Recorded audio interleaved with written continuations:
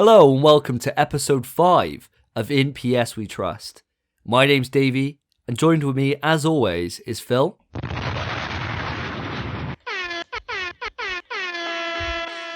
What's going on, boys? And Spencer. Umbasa. We're a fortnightly PlayStation podcast, and we each bring a topic of discussion to the table, which we then go in depth on. But first, before we get into that, what are you drinking today on this podcast? Obviously, last time I drank too much, so I'm going to try and rein it in a little. We'll see how that goes. I can't promise. But what are you on today? Phil, why don't you start us off? After the previous couple of episodes, I've kind of discovered that IPAs aren't the thing to drink on a podcast because they give me a horrendous hangover. Yeah, they will. I'm going to stick with an oldie, a trusted friend from Anheuser-Busch, the Budweiser. How about you, Spence? Funny you'd ask, mate. I'm actually drinking the exact same thing. Also funny that it's also the same thing I've drank every single podcast. Any sponsorship deals come your way yet, Spence? Just from you boys. Other than that, no, not at all. I'm on the standard. I'm on the Estrella. I'm back on it hard today, just on Estrella. I do have Thatcher's Haze on backup, but I'm really hoping it doesn't get to that point, because we know how that ends. It's been 2 weeks since the last episode. What have you been playing? I've been playing Demon Souls. It's the only other game I got for PS5 other than Spider-Man, and as we all know, I finished Spider-Man, so I moved straight onto that. How are you getting on with it? Well, I beat the game. It's good. Good start.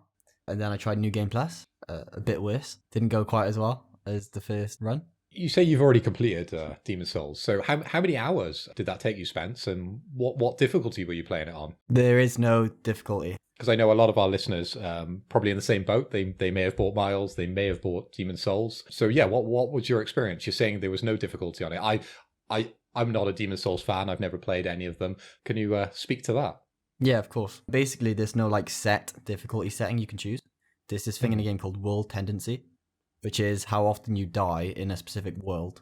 It will get harder or it will get easier. So if you manage to stay alive more, the game will be easier, and if you die more, you'll be punished for it. It's a bit of a weird system, really, isn't it? Yeah, it's proper counterintuitive to how a normal game works. Obviously, normally, you'll be playing it on normal or hard difficulty, getting your ass kicked, and the game comes up with a message, would you like to put it to easy? And you think, oh, now you've done it. I've seen that, right? As I'm a much more casual gamer than you guys, I probably get to these boss fights and I die a lot, right? And I have to learn what's going on. I have to learn the systems involved. I don't just instantly get it.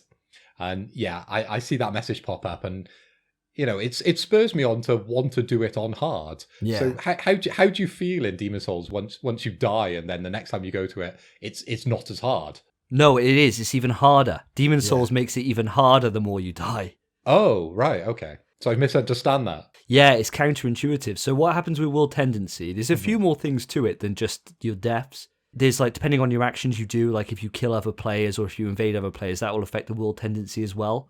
But mostly it's to do with your deaths. Yeah, it just gets progressively harder. And so you just get to a point where you turn the world from being in a white tendency, which makes it quite easy, but you get less reward. You get less drops, you get less souls for killing things, which you need to level up. It becomes black. And that means then you get other enemies randomly appear, which then will give you a big reward for killing, but they're really difficult. The boss will hit really hard in comparison, and your attacks do less damage to the enemies. They've all got a bigger health pool.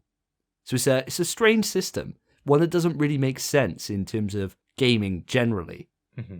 Is there a way, once you get to that sort of harder difficulty, to then turn down the difficulty? I know you've mentioned on sort of previous podcasts, Davey, that you are one to get to a point and maybe find it too hard, and then you will lower down the difficulty to progress in the game. Is that an option within Demon Souls, or is it just you have to fight it at the hardest difficulty? Because I would find that quite frustrating. So if you've put it to a black tendency, the only way you're going to be able to improve that is either by killing the boss, which then reverses 30% of the world tendency, moves it towards white. Killing certain enemies, what they call black phantoms, if they appear and you kill them, that reverses it by 30%, so you do start to gradually increase it. Apart from that, though, it's the old adage, which is very popular in the Souls community, get good. You've just got to get good. There's no more to it than that. Spence, like myself, you've played a lot of the existing Souls games. And obviously this is the one that started it all. Yeah. How do you feel about the difficulty in comparison to the existing ones? For me, the first run through of the game especially, it felt actually quite easy comparatively. The areas themselves were a lot harder than the bosses typically, but I feel like none of the areas were really very big. Whereas in normal Dark Souls, they're bigger areas, but you unlock bonfires throughout the area. So like you unlock shortcuts through the way, but there's just a lot less of that in this game. The bosses themselves, they're mostly just gimmicks, I find. Once you learn the gimmick, it's an easy boss. And then once you beat the game, you go to New Game Plus. Then the game starts bending you over its knee and spanking you a little bit. So Spencer, the only thing I can sort of relate to this in video games, I suppose, is the way World of Warcraft operates, is that you sort of beat a dungeon and you have a boss with a set number of routines that he goes through. And Sure. generally the first time you play through is quite trivial. But then, of course, you can play on heroic and sort of higher up the difficulty, which would be your New Game Plus. And then generally that boss is crushing. Yeah. How do you then overcome that? Is that just you hitting your head against that brick wall over and over and over? Or are you one to go on the internet and kind of research the ways around these tactics that the boss has? Usually it's mostly trial and error, where you just fight Okay. them, see what they do, learn it, and try to overcome it. But then if a boss is really pissing me off, maybe I'll look it up. Maybe I'll call my friend Davey to come hop in my world and spank him with his Dragon Bone Smasher. The game I've been playing also is Demon's Souls. Just like Spence, I've played all of the other games in the series. This is the only one I never played on PlayStation 3, mainly because I got into the Souls series quite late. I got into it with Bloodborne, and then I've retroactively worked my way through the series. So Demon's Souls, basically, Phil, what it is, you start off and you create a character, and it's basically an RPG in how you create a character and how you assign points to them. Every enemy you kill, they drop souls, which then you can use on upgrading your character. So then you can put that into whatever you want. So in terms of health, your endurance, which means you can attack for longer, or you can roll more, or you can block things more with shields. You can put it into your strength, which means you can wield stronger or bigger weapons. Put it into your dexterity so that you can use more finesse weapons to do more intricate combat. You can put it into magic points, then you can throw spells or whatever at the enemy. So you've got a lot of freedom in how you want to grow and build a class across your entire playthrough of the game. Now, what the game on a fundamental level does, in contrast to most modern games or most games, and why it was so unique and why it's gathered such a following, is because when you die, you lose everything you've done in that level. But where you died, there's a pool where you can get your points back. So you can, if you progress, if it restart you back at the start of the level, all the enemies you killed will have respawned. You've got to get back to that point to collect your things to progress forward with your points. And if you die again, you lose them all. That is kind of like an old school kind of technique, isn't it, in games, where once you die, that you would return to a point and not just, like at the beginning of the level, and then you'd have to replay it. It's the old classic from Mario. I used to play a game called Lineage. I don't know if you boys have heard of it on the PC. And that was very much the same, is once you get to a point, it was an MMORPG, so it wasn't really a level as such. But once you died, you would lose all the majority of the stuff that you have on you, which, of course, you want to avoid at sort of any cost. What I find interesting playing this game is that how many lessons they took from this game and put them into the other games. So the things that makes Dark Souls so interesting and creates like a kind of internal conflict with the player, you never know how far the next checkpoint is in Dark Souls. And so you'll be progressing through a level, running out of heals, running out of health items, and it's all about getting to the next bonfire so then you can kind of save your progress. So that is when you die, you return to that next bonfire. Okay. Demon's Souls doesn't have that. Demon's Souls doesn't have multiple bonfires per level. You've just got one. And so to make sure that that's kind of a different experience and that you don't run out of heals, you get a large portion of these things called grasses, which is what heals you. It's more about kind of item management and managing your risk as you progress through the level, as opposed to managing your heals, I suppose. So are you kind of, when you play a level, looking for that perfect run? A lot like Mario. You would look for that deathless run through that level, and until you perfect that deathless run, then you would have to replay it. It is pretty much exactly that. Yeah, it's a strange analogy, but it actually is bang on. Yeah, it is that, because you can't progress without a perfect run. So you do need to do a perfect run. You need to do it without dying. But throughout the level, there are shortcuts, so you do get to certain stages, certain parts in the level, and then you can open up back doors to cut your run back to that point down significantly, and that does help.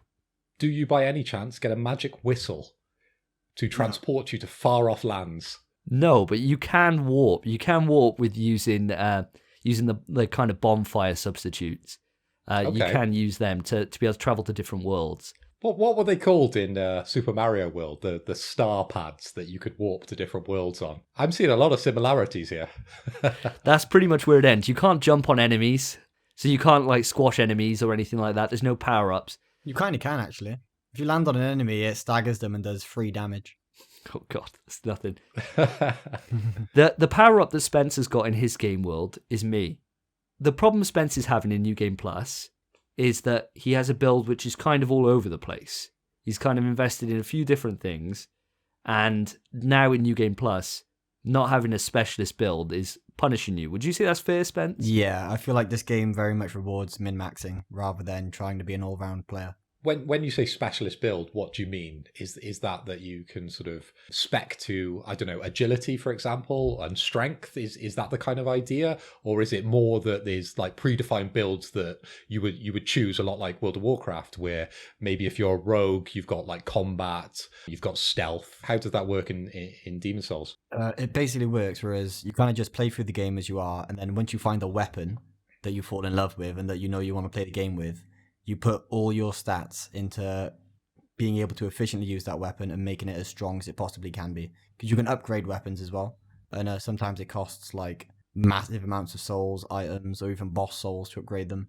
So you'll literally focus your run around that specific weapon and try get that weapon to as strong as it possibly can be. Okay. But basically, each individual weapon has its own scaling, so its own damage multiplier that it scales with. I'm using a weapon called a Dragonbone Smasher, and basically what it is, it's an ultra great sword, so it's a massive sword that scales with strength. Every time I start a Souls game, I always think to myself, I'm going to play a magic user, or I'm going to play a knight that uses little dexterity weapons, I'm going to get good at parrying enemies and do all this stylish stuff.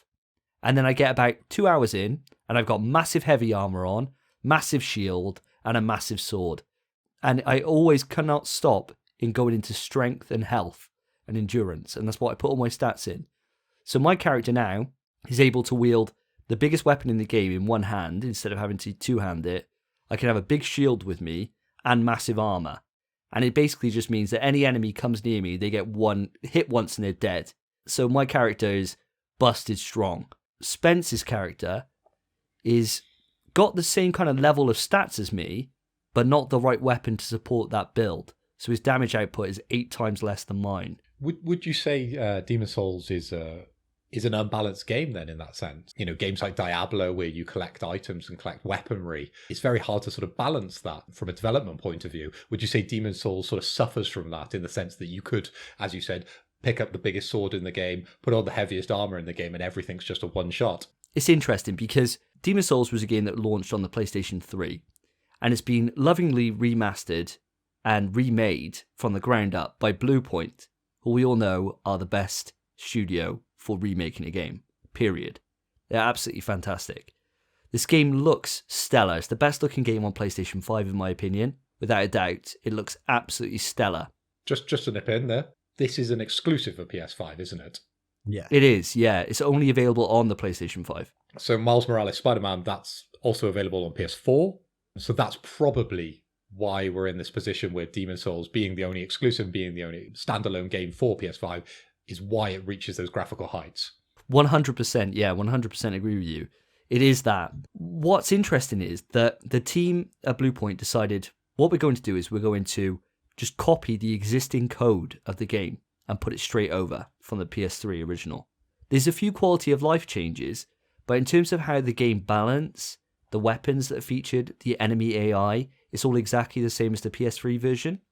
And you can tell from this game that this was where From Software, the people who developed this game originally, they took a lot of lessons from this and put them into Dark Souls, Dark Souls 2, Dark Souls 3, because this game is fundamentally broken with a few different builds. I thought my build was absolutely busted. And then we played with our friend Willard. Willard plays the Souls games on a competitive level. He plays the player versus player combat. And that's what he does. He plays in tournament. And I thought my character was busted doing 1,000 damage per swing. He went up and did a 15,000 damage on a boss and killed it in one hit. And we were just like totally shocked. We couldn't believe it. And it's because he knows which things are broken and how to get the most out of every single thing. And that was eye-opening. Absolutely eye-opening. It's crazy, but it makes it interesting. It does make it interesting. And the thing that I'm enjoying about it is seeing how the series has grown and the ideas that it took from this and put into the subsequent sequels. And some of them, I think, were done better here in Demon's Souls than they were in some of the others. But there's a vast majority of them that I would say were improved upon in the later sequels. I don't know how you feel about that, Spence. I'm not sure how I feel. I feel like this game does combat and such better than maybe Souls 1 and 2. I'll say that. I don't think it does it better than 3. I think 3 has the best combat by far. Either 3 or Bloodborne. I don't know. I really like the pacing in Demon's Souls. Whereas in the Dark Souls series, it could be a bit slower. And in Demon's Souls, if you know what you're doing at least, you can kind of get everything done efficiently and quickly. Yeah, I mean, I checked my in-game clock time, and I'm halfway through New Game Plus, and I'm at 26 hours, which is really quick. That is really quick. In comparison to Dark Souls, which my first run-through was about 40. So I don't know if partly that could be because the hardest Dark Souls game, or the hardest Souls games you play is your first one. That's the one that you get your ass kicked in. And after the lessons you learn from that first one, it carries over into the subsequent games. Whichever game you play is never going to be as hard as that first one is. But I played Dark Souls 1 after I'd played Bloodborne, Dark Souls 3, and Dark Souls 2. So I played Dark Souls 1, the most recent, and that still took me 40 odd hours, and I found it really grueling. I found it really difficult. I haven't struggled anywhere near as much as I have done in this game in comparison to Dark Souls 1. I really struggled with Dark Souls 1. I thought it really kicked my teeth in.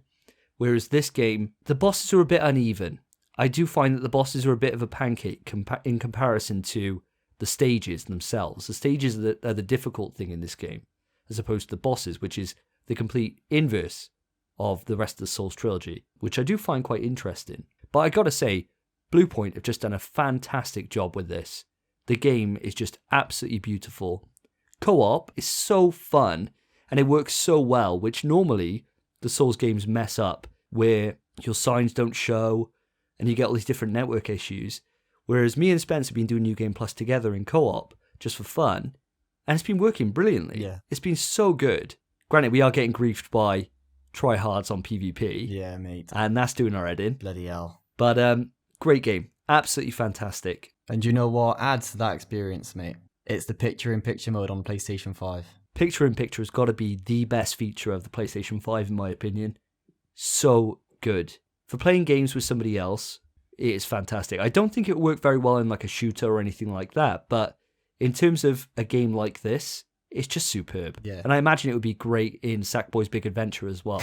Which is probably what we'll be playing next. Yeah. I remember watching the UI trailer they kind of showed, and they showed off the picture-in-picture, and the first thing I did was message my friend Dan, whom I played all the Dark Souls games in co-op with, and showed him that feature, and was like, this is going to be amazing for Demon's Souls. I knew instantly it would fit Demon's Souls perfectly, and I think it does.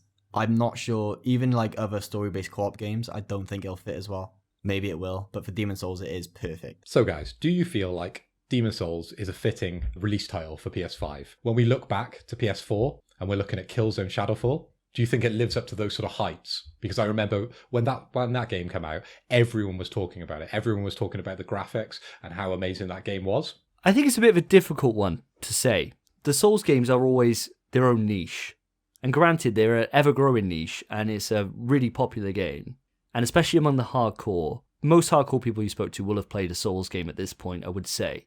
But it is more niche than Spider-Man is. In terms of the launch library, I honestly think the PlayStation 5's got the strongest launch library in PlayStation history, and I would say probably console history, because you've got Spider-Man Miles Morales, which is superb, absolutely fantastic. We can all agree on that one being amazing. All of us. And granted, it's it's cross-gen with a PS4 as well, but with the ray tracing implementation and the 60 frames in performance mode, that game stands out as a technical marvel. But we've never really had launch titles be cross-platform before. Forgive me if I'm wrong on that. None that I can remember really, if we're looking back between, PlayStation 4 and PlayStation 3. I can't remember any sort of cross generation titles there. Not on PlayStation, but on Nintendo. Breath of the Wild was both on the Wii U and the Switch on launch. Yeah, and that was a big game too. I think that the reason why Demon's Souls excels as a launch title is because it shows off what the system can do, even at this stage. Secondly, it's a game for the hardcore, which is the people that would be buying the console on release, so it makes sense. And thirdly, it's a game from PlayStation's heritage, which has been lovingly remade by Bluepoint. With Killzone Shadowfall as a launch title, it basically showed off what the PS4 could do 5 years down the line in terms of graphics. Nothing else around that time that I can remember anyway achieved that graphical fidelity, in my opinion. It was only later on to the console generation that we were able to see games sort of get to that level. Yeah, I mean, when we got to like Horizon Zero Dawn, Uncharted 4... Exactly. The console had matured by then. Yeah. But for Shadowfall to reach those heights on launch was something crazy. Granted, most of that is Guerrilla. That's Guerrilla being Guerrilla, isn't it? They're just busted. That's what they do. They're just fantastic at getting the most out of a console. So we've got Miles Morales, which is a cross-generation game, which we all enjoy. Yep. We've got Demon's Souls, which is a remake of a previous game. Mm-hmm. Ratchet & Clank is going to be the first original PS5 title, isn't it? Yeah, I suppose so. Well, from the first party, you mean? Because there's been more. There's been Godfall, isn't there? Godfall's exclusive. But nobody cares about Godfall. Yeah, well, that's not even in the conversation. We could just cut that straight out of the podcast. For all the 5 people that bought Godfall, I feel sorry for you. I really do. I don't. You made a choice and it was wrong. I've watched a bunch of streams on it and it does look gash. I don't swear very often, and that game looks terrible. There were so many I watched Maximilian Dude's stream of it, and it is terrible, man. I remember watching the first couple of trailers, and I was just like, this combat looks so dull. Yeah. Yeah. It looks so man. boring. Boring. The game looks fantastic. It looks so beautiful, but it just looks so archaic. It looks like a cheap God of War, and I'm slightly on that area of being converted into liking God of War after my recent playthrough. But the point I was trying to make is that, Spider-Man, it wasn't a full game as such, and it was cross-generation. Demon's Souls is a remake of a previous game. Okay, it's improved dramatically. So Ratchet & Clank is going to be our first fully fledged game purposely made for the PS5 with a brand new story. Yeah. Yeah, probably. But I don't think that's a negative, because you think about how many PlayStation 4s are in the wild right now.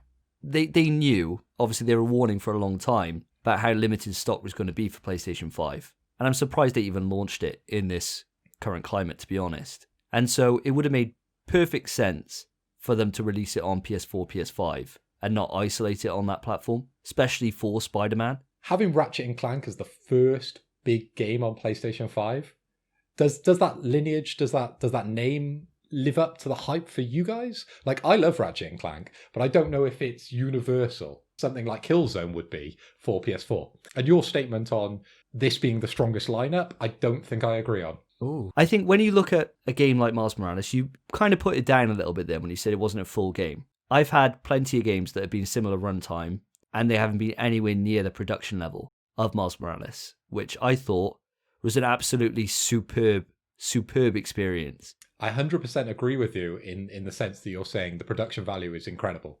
But if we're taking Miles Morales in the left hand, and in the right hand we've got the original Spider-Man that we had on the PS4, it's half a game. For everyone that listened to our previous podcast, they already know I love Miles Morales. I'm not trying to diss it. I'm just trying to put it into context that this is half a game. This is a remake of a game, Demon's Souls. Ratchet & Clank is going to be our first fully fledged PlayStation 5 game. I'm really hyped for it. But does that name live up to it? Should it be an Uncharted, for example? Ooh. Should it be Resistance? I know we're all going to agree on that because I would love a Resistance, right? But should it be a full game, full brand new game for PS5? I don't think it needs to. And the reason why is because Demon's Souls is very niche. I was a big PlayStation 3 gamer. I'd never played it. And I played all the rest of the Souls games. And it's the one that aged the worst. And for them to be able to bring back a game which is extremely popular with a very small subset of people, and then reintroduce that to a whole new generation of people including myself, who's played every single Souls game bar that one, I think it's really hype. I think it's a really great game to launch with, personally. From what you've said, on paper, that seems madness. Why wouldn't you want the next Drake's to be the launch title for PS5?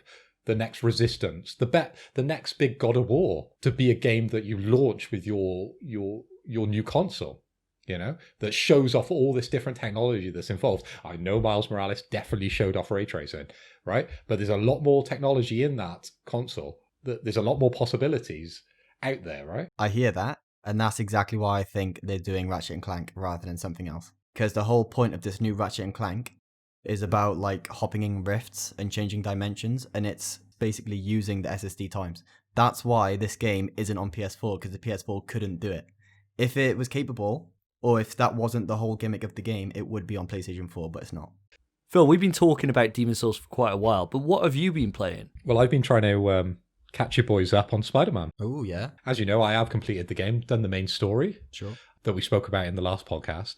So I've been going around the city trying to complete all the challenges, trying to pick up all the lost items, trying to retrace all the steps around the city, and power up all the suits. And have you done it yet? Have you got your platinum? I haven't yet. Still in the process, but loving every minute. I do find those challenges are quite difficult. On Spider-Man PS4, I was really keen on 3-starring all the individual challenges and doing them as well as I could. And then it crushed me when I realised that I didn't have to do that for the trophy list. So this time, I thought ahead and I checked. And all you had to do is get amazing on every single challenge, which basically means just attempt it Really? and complete it. Yeah. Yeah, you don't need to 3-star them. Okay, you've opened my eyes. Save yourself a hassle. I've been doing each mission as they come, just to get the extra move that you get from completing them. Some of them are very easy. The one where it was like, don't get hit while you take on a certain amount of like holodrone or holobots. That's where I did my 100 times combo challenge was in that one. Yeah, Was in that mission. That one didn't faze me, but some of them are very difficult. The ones I tend to struggle with is the ones where you have to traverse different sections of the city. Oh, you're reading my mind. I always find those very difficult. In Spider-Man PS4, I was fine with them. But this time now in Miles, you've got, obviously, Venom Jump. And so it rewards you for going back to them way later on and using Venom Jump in that to be able to get through the markers really quick. And I just did not master that. I think like when I'm traveling around the city though, I'm listening to the music and I feel like I'm going through really smooth and I'm like, yes, you nailed that jump to myself, right? As I do it because it all looks really slick. But as soon as there's like that timer at the top of the screen, my fingers just go to shit. I don't know what it is, right? I just fall apart. I'm like, I don't know how to jump. It's tricky, isn't it? Because the way the city's all laid out and how it runs with just holding R2, you can fly headfirst into a building, but then you'll start running up it. And so you're like, oh, it still looks all cool, it's all really free-flowing. But with those traversal challenges, it's a set route, and they're hard to hit those points. Mate, I'm even throwing in little maneuvers in between jumps, right? That's how smooth I'm flowing through the city. But as soon as there's that time up at the top, it's just the pressure hits me, and I just fall to shit. That's interesting to know. I might have to use that in the podcast later on. If you start going off about something and I'm not agreeing with it, just put an on-screen timer up. Yeah, maybe. And then you'll start falling apart then. I can rip you apart in an argument. But have you unlocked all the suits now? So I've unlocked the programmable matter suit, but I haven't unlocked the Daft Punk suit just yet. The programmable matter suit is terrible, isn't it? Yeah. It's not worth the effort. I hated it. It's not nice. I think in all the pictures it looks amazing, but when you actually get it on, it just doesn't translate that well. The problem is with it's the boots. I think the chest looks so cool with the spider emblazed in red, but then the bottom of it where they're red on the feet, I was like, oh, I'm not feeling that. I thought the whole thing looked dog shit. No, I think it's a terribly ugly suit. I think everyone should just use Daft Punk. It's the best suit. If you own it. Which I don't just yet.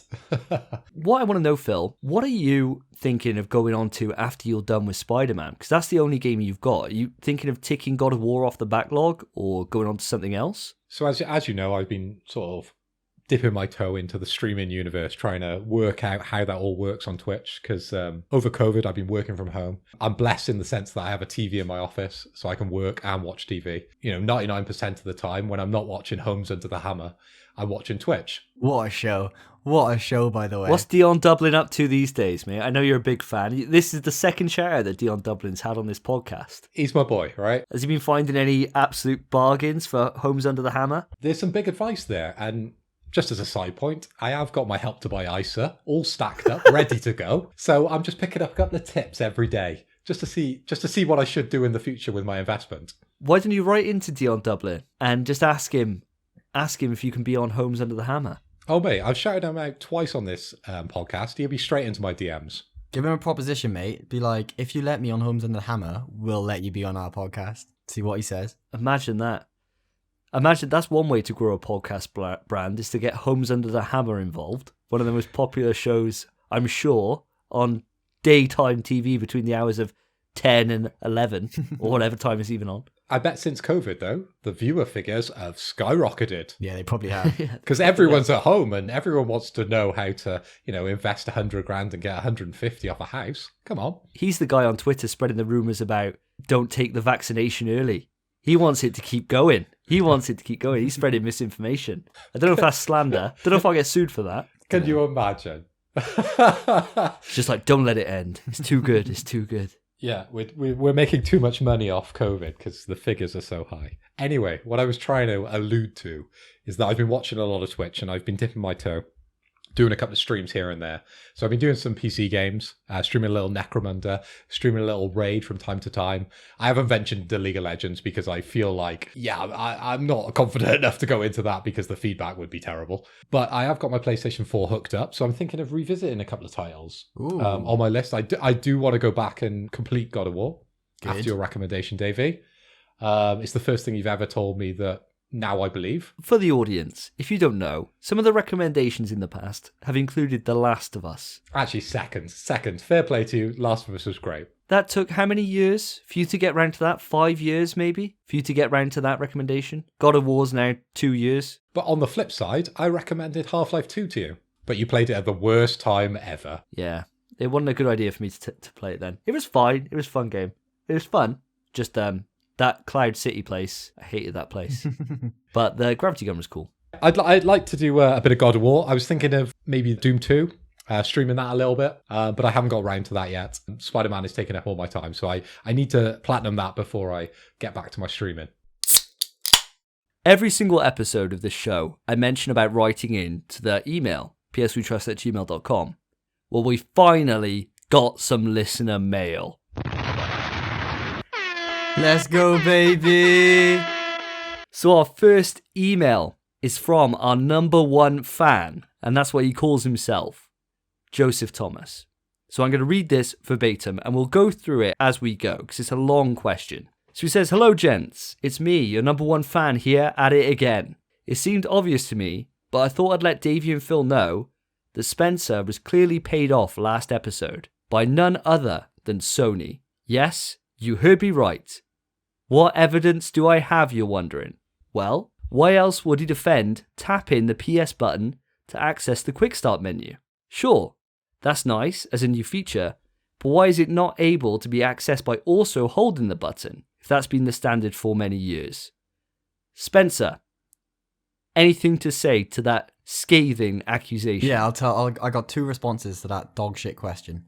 So, you tap it because it's a quick access menu. It's quick. And you can't also hold it because you need a way to get back to the home screen. If it was both tapping and holding the button, how would you get home? You just always go to the quick access menu no matter what you do. I gotta say, from episode 4, just like Spencer predicted, my opinion's kind of changed on what I was saying last episode. And I really like the quick access menu now. I told you. I still dying on the hill that I want customization, because I want to be able to add my trophies into that mix, because that is really frustrating still. Yeah, we should get customization. But in terms of actually going in there, going into game base, going into my sound settings, I'm actually using them a lot more than I anticipated I would be. It's actually great, and I really, really enjoy it. And I hardly ever go back to the proper full-on home screen now, which is really weird. Yeah, it is. But Joe goes on.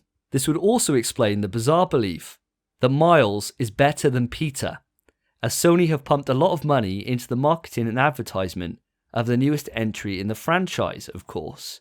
And he says, "Do with this information as you will, lads. Much love, Joe. Spencer, again, this is aimed at you. This Yeah, is of course it is. the sniper shot is on you. Shots fired. Have you got a shot fired on that soundboard, Phil? Unfortunately not. Oh, mission failed. We'll get him next time, lads. My brother only bought me the Stream Deck with 6 buttons. So, Cheaped out. You got Christmas soon. Maybe you'll get an extra couple more buttons. I've got this one for you.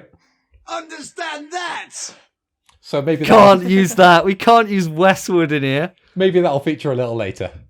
We can't use Westwood. Why are we doing this? Why have we given him why has he got a sound deck on this podcast? I don't know. I can't believe we're using it. Exactly! Jesus. I like it, mate. I think it's a great addition. Oh god. But Spence, what are your thoughts on this? Well, I mean, no, I understand. This one makes sense because a lot of people prefer Peter. Mostly everyone prefers Peter. And it makes sense too because that's who everyone grew up with, is who everyone loves. I do still love Peter.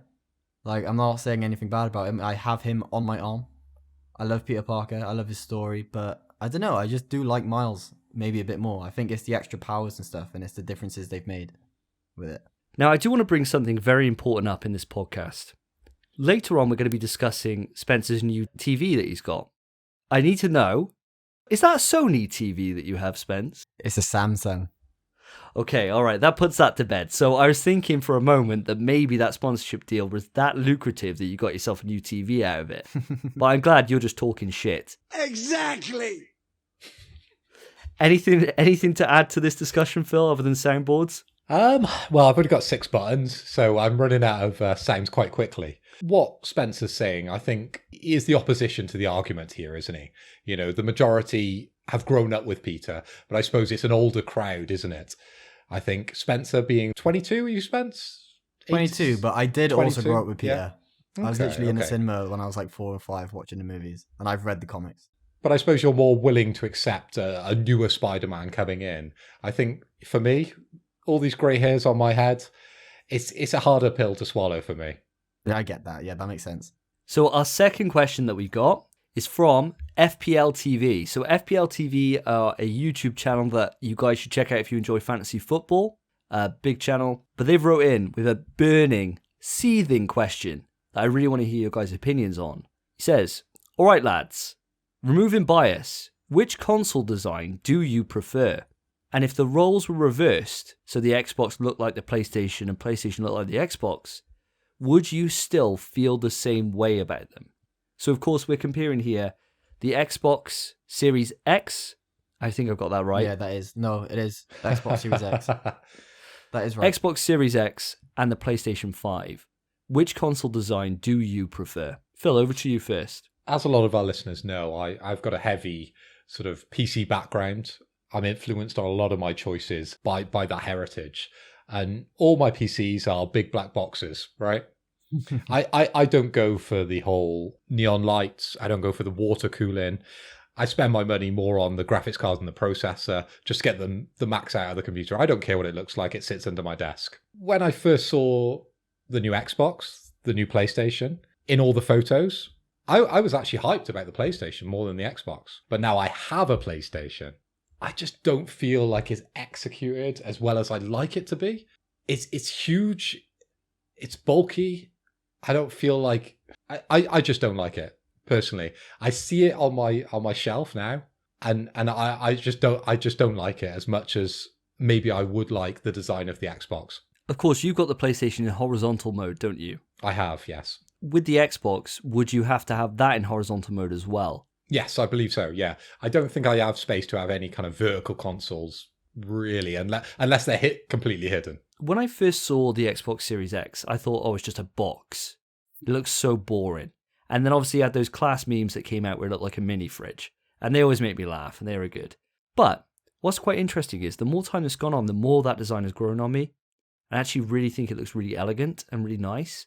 I love the PlayStation 5 design. I absolutely adore it. But in terms of if both consoles were lying down, I think both in horizontal form would look trash. The Xbox, the only thing that's good about it is the top of it looks cool. with the green light coming through, Yeah. and that obviously wouldn't be showing in horizontal. To be fair, going back to what I was saying, like in all the photos when I was looking at the PlayStation 5 stood up, it looked beautiful. But as soon as I've got it in situ in my cabinet lying down, I think it looks trash. And maybe it would be the same for the Xbox, because all the photos I'm seeing online, everything on Twitter, it is vertical. I'm not seeing anyone show off the console lying down. No. I've heard a lot of opinions of people saying they can't stand either console laying down. Everyone just likes them vertical, and obviously that's the way they're intended to be. I really like my PlayStation 5 horizontal. I really do. I don't like it as much as vertical. I think vertical actually looks stunning. It looks like a work of art. Horizontal, it just looks decent. It looks fine. If it didn't have the blue LED, it would look trash. But that blue LED really makes it a little bit better.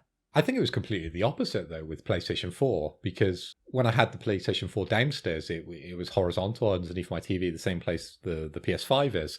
But now I have it upstairs on my streaming setup. I have it stood up next to my computer, and it just doesn't look as nice. I think each console probably has its sweet spot, right? Yeah. You're never gonna stand a PlayStation 1 up on its side because it doesn't fit on its side. But the ones where you have those options, I think there is a preferred stance to the console. And for the PS5, I believe it's vertical. For the Xbox, the new Xbox, it's going to be vertical as well. But which design would you prefer out of the two? If they say we got on they're both vertical, because we've seen them both look vertical. Which one do you both prefer? I prefer personally the PlayStation.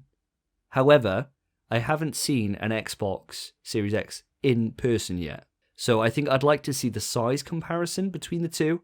And if it is that much more dinkier, then maybe I might feel a little bit different. But I do think it's a little bit too plain for me, for my taste. And I'm quite glad by how exaggerated the PlayStation 5 is, because I think it looks cool. You are quite a flamboyant guy, aren't you, Davey? So you like that flair within those consoles. But for me, I'm probably on the opposite end of the scale. I'm much like you. I've not seen the Xbox in person. I'll probably end up owning it because I generally buy every console as they come out. If it's worth buying, if there's a game, which there isn't for the Xbox currently. I think if you remove the name badges, and they were both nameless consoles, and they both played the same thing, I would definitely buy the Xbox over the PlayStation. Interesting. What about yourself, Spence? The score is currently 1-1. 1 point to Xbox and 1 point to PlayStation, and I am the deciding vote.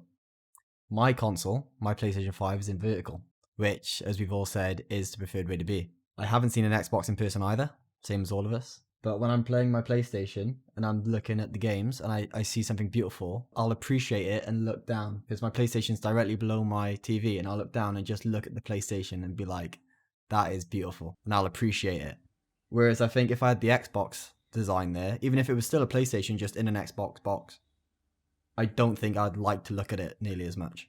Maybe I would, if I see one in person, I'll change my mind, but I prefer the PlayStation design as well. So for us, it's 2-1 from In PS We Trust. That was a pretty tight vote, and I think either of us could go either way on this, with none of us actually seeing the console in the flesh, and none of us outright hating the design for either console. I do want to know what you guys feel about the Xbox Series S, because to me, it looks like a shit subwoofer. It looks horrendous. And I saw that console. Out of the two, it's the one I'd buy. I am quite tempted to buy an Xbox Series S, just so I can play Game Pass games. But that console would be hidden out of the way, preferably with some kind of screen in front of it, because it looks like some kind of grotesque creature. I hate it. I think it looks awful. For that price point, though, you can't really argue. What was it, 249? This argument had a bit of weight, I think, before you had a digital PlayStation 5 in question. When the price came out for it originally, I thought, oh my god, this is going to be revolutionary. But then when they released the digital version of the PlayStation 5, I think it kind of took the wind out of the sails for the Xbox Series S. But if you are a consumer that just wants to play cards, you just want to play Fortnite, you just want to play FIFA, then 249 and you're done. Yeah. You know, like if you're not interested in the next Ratchet and Clank, if you're not interested in Demon Souls or Miles, then, you know, if you're more like, I suppose, what would we call these people? More casual, just more casual, isn't it? Yeah, it is. I didn't want to put them down by saying casual, but if we just say more casual, then 249 and you're done. And what are you paying? Like $9.99 a month? Is that how much Game Pass is these days? It's cheaper than that, I think. It's way cheaper than that. I think it's £1 for your first month. I think it's £3 or £5 a month. Oh, I'm thinking of the PC and Xbox version of that, and I think that's a tenner a month. Yeah. Where you can get Game Pass across the two, because I got PC and that's probably what's marketed to me. Yeah. I would argue to that, if you're that casual, that would be your only system, why not just stick with a PlayStation 4 or an Xbox Yeah. One? I agree. Because there's no real difference between the two of them, and it can't really outperform them that much. Sure, frame rate's different, but you're not going to notice that on COD, are you? It's Christmas. People want something new to open. True. You know, That's a good point. if I'm a mum, or if I'm a dad, if I'm a dad, and my son is a gamer, I don't know where I went for mum. I like that, you saying, if I was a mum. If I was a mum, my son or daughter, and he or she was a gamer, I would think that buying the next console would be a jump. I wouldn't know all the plus points. I wouldn't know all the minuses for buying the new console. I would see it as being a better console. Yeah. But do you think then that's also going to go against Xbox when it comes to this holiday season because of their naming convention being so hard to understand? Where even I, who talks about this stuff on a podcast, still can't wrap my head around which one's the new one or not. How do you think a mother going to Argos to buy one is going to know? She's not, especially when the price difference compared with the Xbox Series X and the Xbox One X. There's probably not that much price difference unless they've heavily discounted it now because they've discontinued it, I think. I still can't tell if you're gassing this up slightly, Davey, or if this is genuinely you don't know the naming conventions of Xbox. This is honestly, honest to God, this isn't a running joke. This is truth. This isn't a mess around. This is honestly me not knowing which one is which. And I just find it so confusing. But it will be interesting. I mean, it's difficult. Nobody can get their hands on any of these consoles at the moment anyway. So, you know, little Timmy isn't getting a console from Phil when he turns into a mother. You know, that isn't happening because nobody's getting them. No. But it will be interesting to see kind of where this generation goes with the Xbox Series S, because I think it's a really inventive strategy, and I really applaud Microsoft for it. I think it's a fantastic strategy, and it's got me to the point where I will invest in Xbox at some point to get that and to get hold of Game Pass to play Halo, but I'm not doing it right now, and I hate the design of it. It just looks ugly. But you guys, I don't think you guys have answered that question. What do you think about it? Do you think it looks like I do, like an act against God?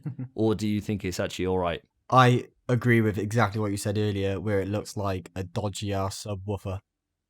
I don't know why they chose to make it all white and then just a big black subwoofer on the top. It looks like an ugly speaker. If it was black, it would look fine, Yeah, if it wouldn't was entirely black, it'd look great. Obviously, the key thing about the Series S is it's a cheap way to play next generation games, but the downside is you don't get that exact next generation experience, because obviously you're limited to 1440.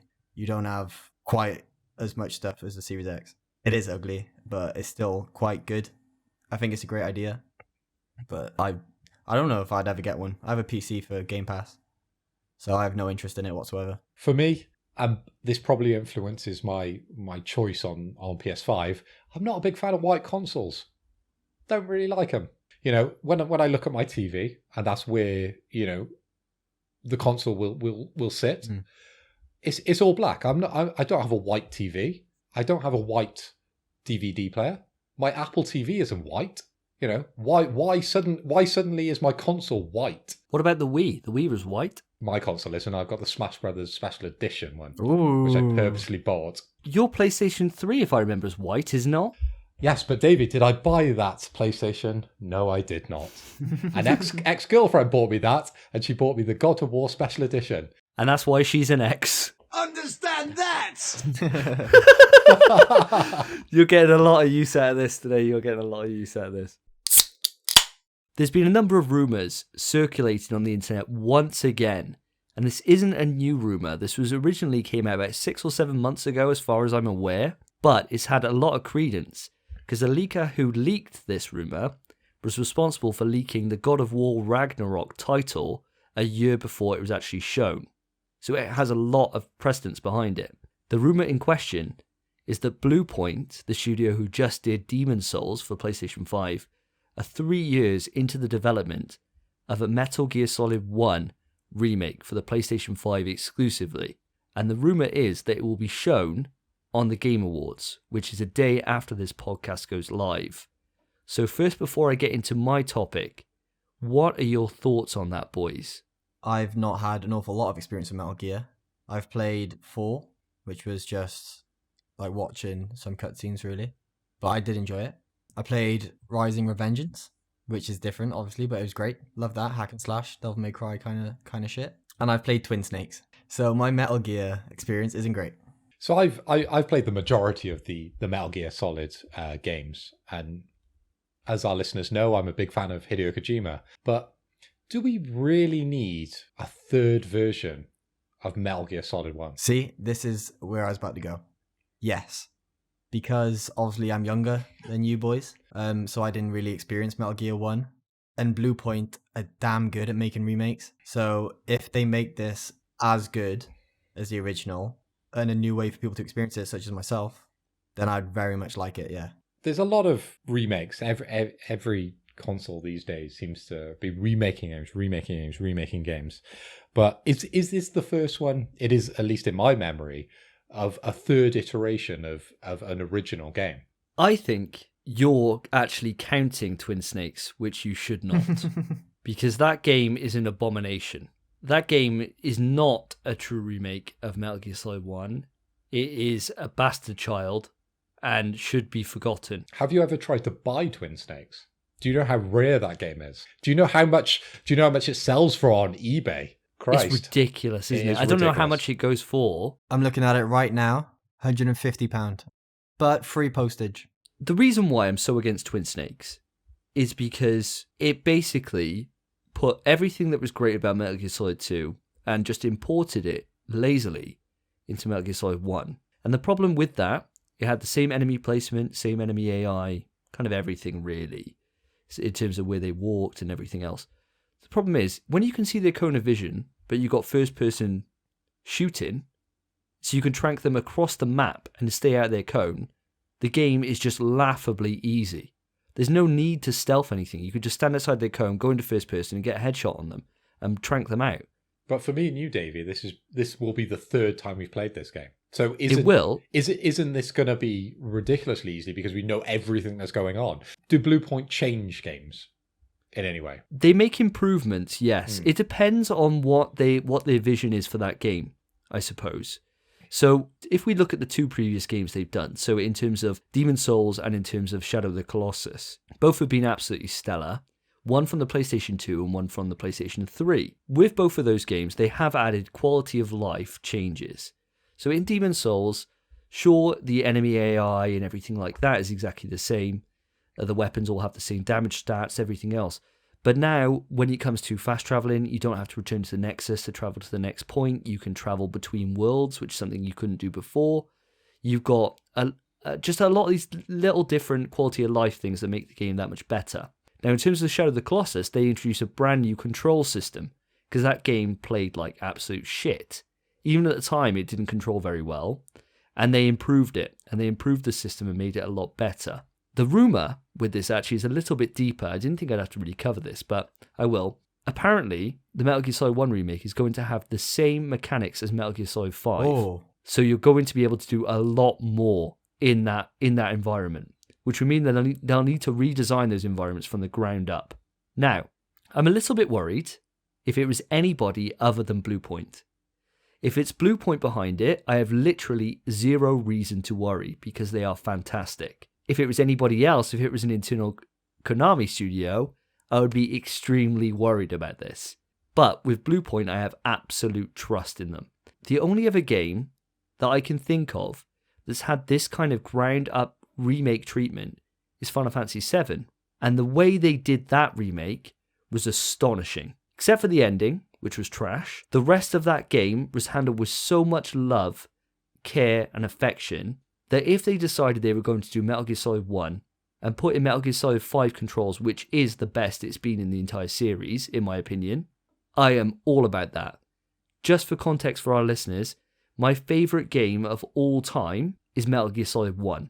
What I hope is that what we discussed in our Spider-Man spoilercast, Phil, is that we have to beat Psycho Mantis with plugging in a PlayStation 1 controller. Somehow. Go down to my basement, dig out my PS1, somehow plug that in. Well, I'm sure it's possible via like USB but you'd have to have a USB-C connector to a PlayStation 1 port. And maybe these are freely available, but you're talking, a new developer here. Hideo Kojima's not involved. So do you feel like the improvements they're going to make are going to be on the same level as Kojima? Would they imitate him? I think what they'd do is they would keep it exactly the same, except for the actual gameplay and the level design, which they'd modernize. Because if they went out and started trying to change it in, some really abstract way, such as Kojima does with his games, it just wouldn't feel genuine, would it? Bluepoint, from what you boys have told me, they're good at, rooting out the main problems that you would post on Reddit about a game. Yeah. I think that's fair. Yeah, I think that's fair. Why wouldn't they do that with this game? And improve it on a gameplay basis, but not on a story basis? I don't think they're going to touch the story. I think they'll leave the story and they'll leave how the boss fights and everything work exactly as they are, because they're perfect. The only thing is that game is old. And even though it's my favorite game of all time, it has aged horrendously because of its time. I still love it because I've got so much nostalgia. And I think anybody who hasn't played Metal Gear Solid 1 for PS1, you owe it to yourself. It's a fantastic game. I honestly cannot rate it high enough. I honestly think that Bluepoint would treat it with so much care that if they are behind this and if this is true, I'll be over the moon with it.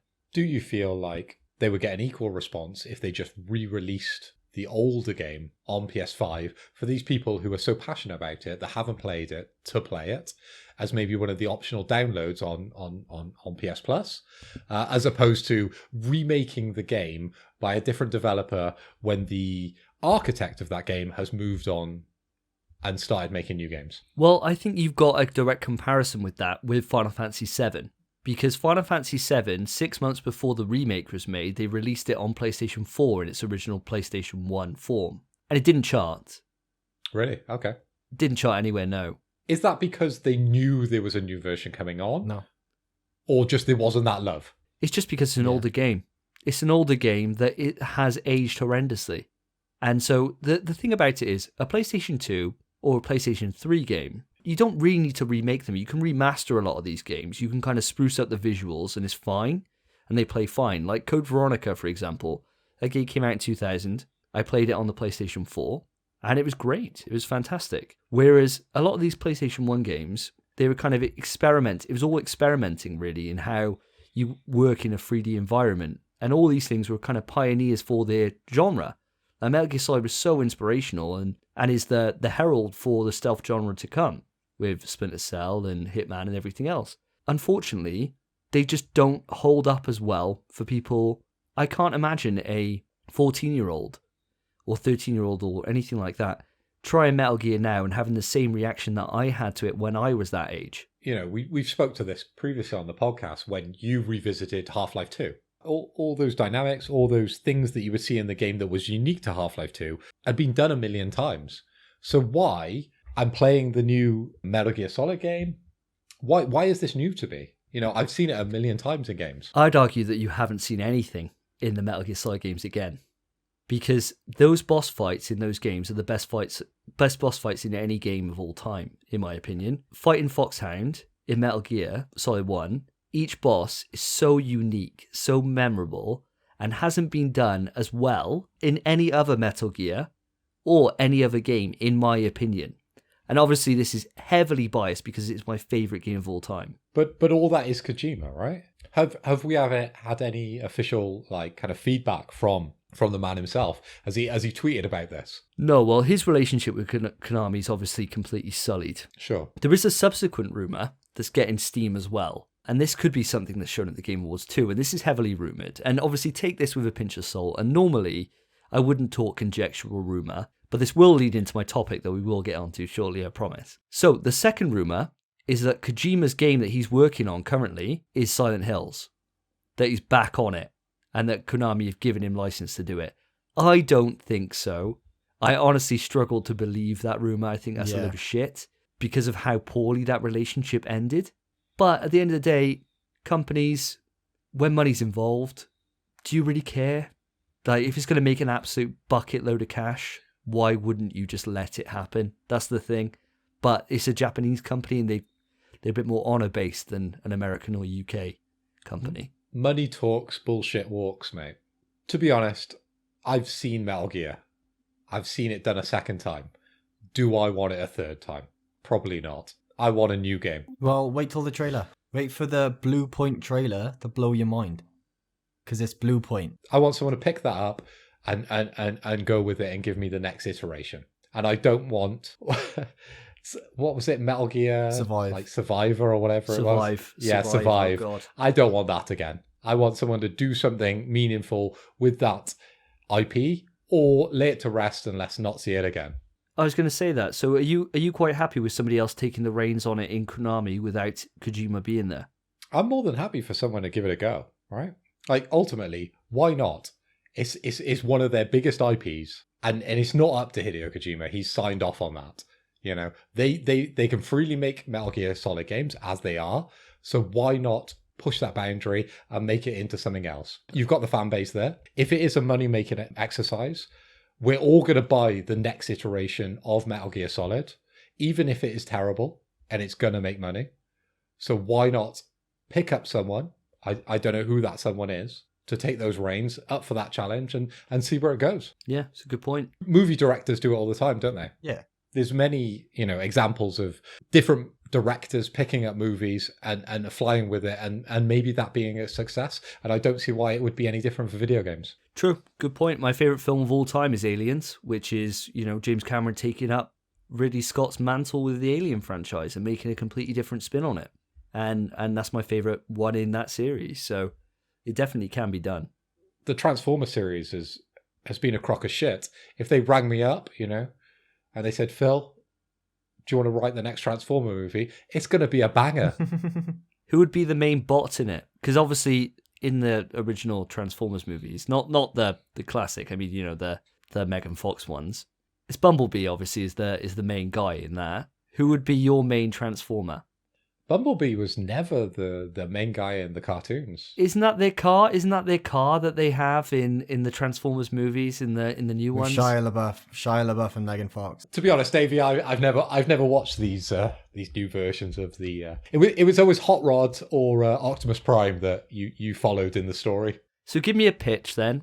What would be your version of a Transformers movie? And if it is exactly identical to the 1980s You Got the Touch movie, then just say it outright, because we don't need to go any more into that. Yeah, pretty much. I would do a live version of that, but I would have The Rock Johnson voicing Unicron, and I would have probably Arnold Schwarzenegger in it as Megatron / Galvatron. I love that in our cinematic universe, Arnie's in every single movie that we make. Let's step back, right? So in the movie, the Transformers movie, the only movie, you have the transition between Megatron and Galvatron, where he kind of gets upgraded by Unicron.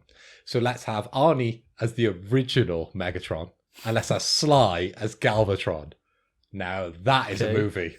All right, I'd pay to watch it. It's got Arnie in it. I'd probably buy it. I'd probably pay for it. And The Rock's in it as well. So why he's not? in Come everything. on. It's the next Fast and Furious, really, isn't it? It's just bringing in every kind of like action hero.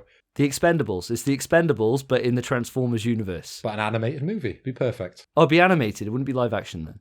No, don't be silly. Well, I'm going to move on to my topic. So my actual topic of discussion, this is why I was linked to the Metal Gear Solid news. Obviously, this episode goes live on Wednesday the 9th of December. The Game Awards is the 10th of December. Now, boys, what I want to know, I want 2 predictions for what will happen at the Game Awards show. I want one to be a safe bet, so one that you can think this will definitely happen, and then let's go nuts with it. Give me something that would be a dream come true for you, or something that you'd love to happen, but you can't really see happening. Let's call it the crazy bet. Who wants to go first? My predictions for the Game Awards, my safe bet at least, not Sony related, even though this podcast typically is. I think they're going to announce the date of the release of Breath of the Wild 2, because we saw that we saw that announcement trailer quite a long time ago, like a year ago, I think. Yeah, when was that? Was that shown? That wasn't shown E3 last year or anything, was it? It was E3 last year, yeah. Wow, so it's been that long that we've been waiting for news. And obviously this is a PlayStation podcast, but we do have an interest in Nintendo as well and the competition as it sees fit. So there was the Muso game, wasn't there? The Destiny Warriors kind of Zelda game just came out, didn't it? Calamity of whatever it's called. Oh yeah. Oh, so that's what you're thinking? You're thinking they're going to show that and the release date as well? I think just a new trailer for Breath of the Wild 2, maybe show a bit more of what it is, and yeah, just show the date. I don't think it'll be soon, but a date announcement would be nice. When do you reckon it's coming out? Because obviously Nintendo Ooh. have been, other than Animal Crossing this year, there's been nothing really. You can say Paper Mario, but no one Yeah. cares about Paper Mario. So other than Animal Crossing, it's been a pretty dead year for Nintendo. When do you think this is coming out? Shit, man. I didn't think about this. I'd like to think. I'd want it to be soon. I'm going to say Easter. Easter. So like April time. Yeah. Okay. Maybe March. I'm going to put something on this now as well, by the way. I'm going to sweeten the stakes. The next episode we'll know how we've done, obviously. Whoever's done the best out of us, I will give you a prize. I haven't decided what that prize is yet, but there will be a prize involved. I'll reveal it on the next episode when we know a winner. But okay, that's a solid prediction. I have one more safe bet. Go for it. 2? Beyond Breath of the Wild. Yeah. I have two for each. 2 pipe dreams, 2 safe bets. Oh, okay. Putting in the work. My other safe bet, obviously we saw God of War Ragnarok announced. A cinematic trailer that would hopefully, because obviously they're not going to show us gameplay or anything yet, but a cinematic they could do.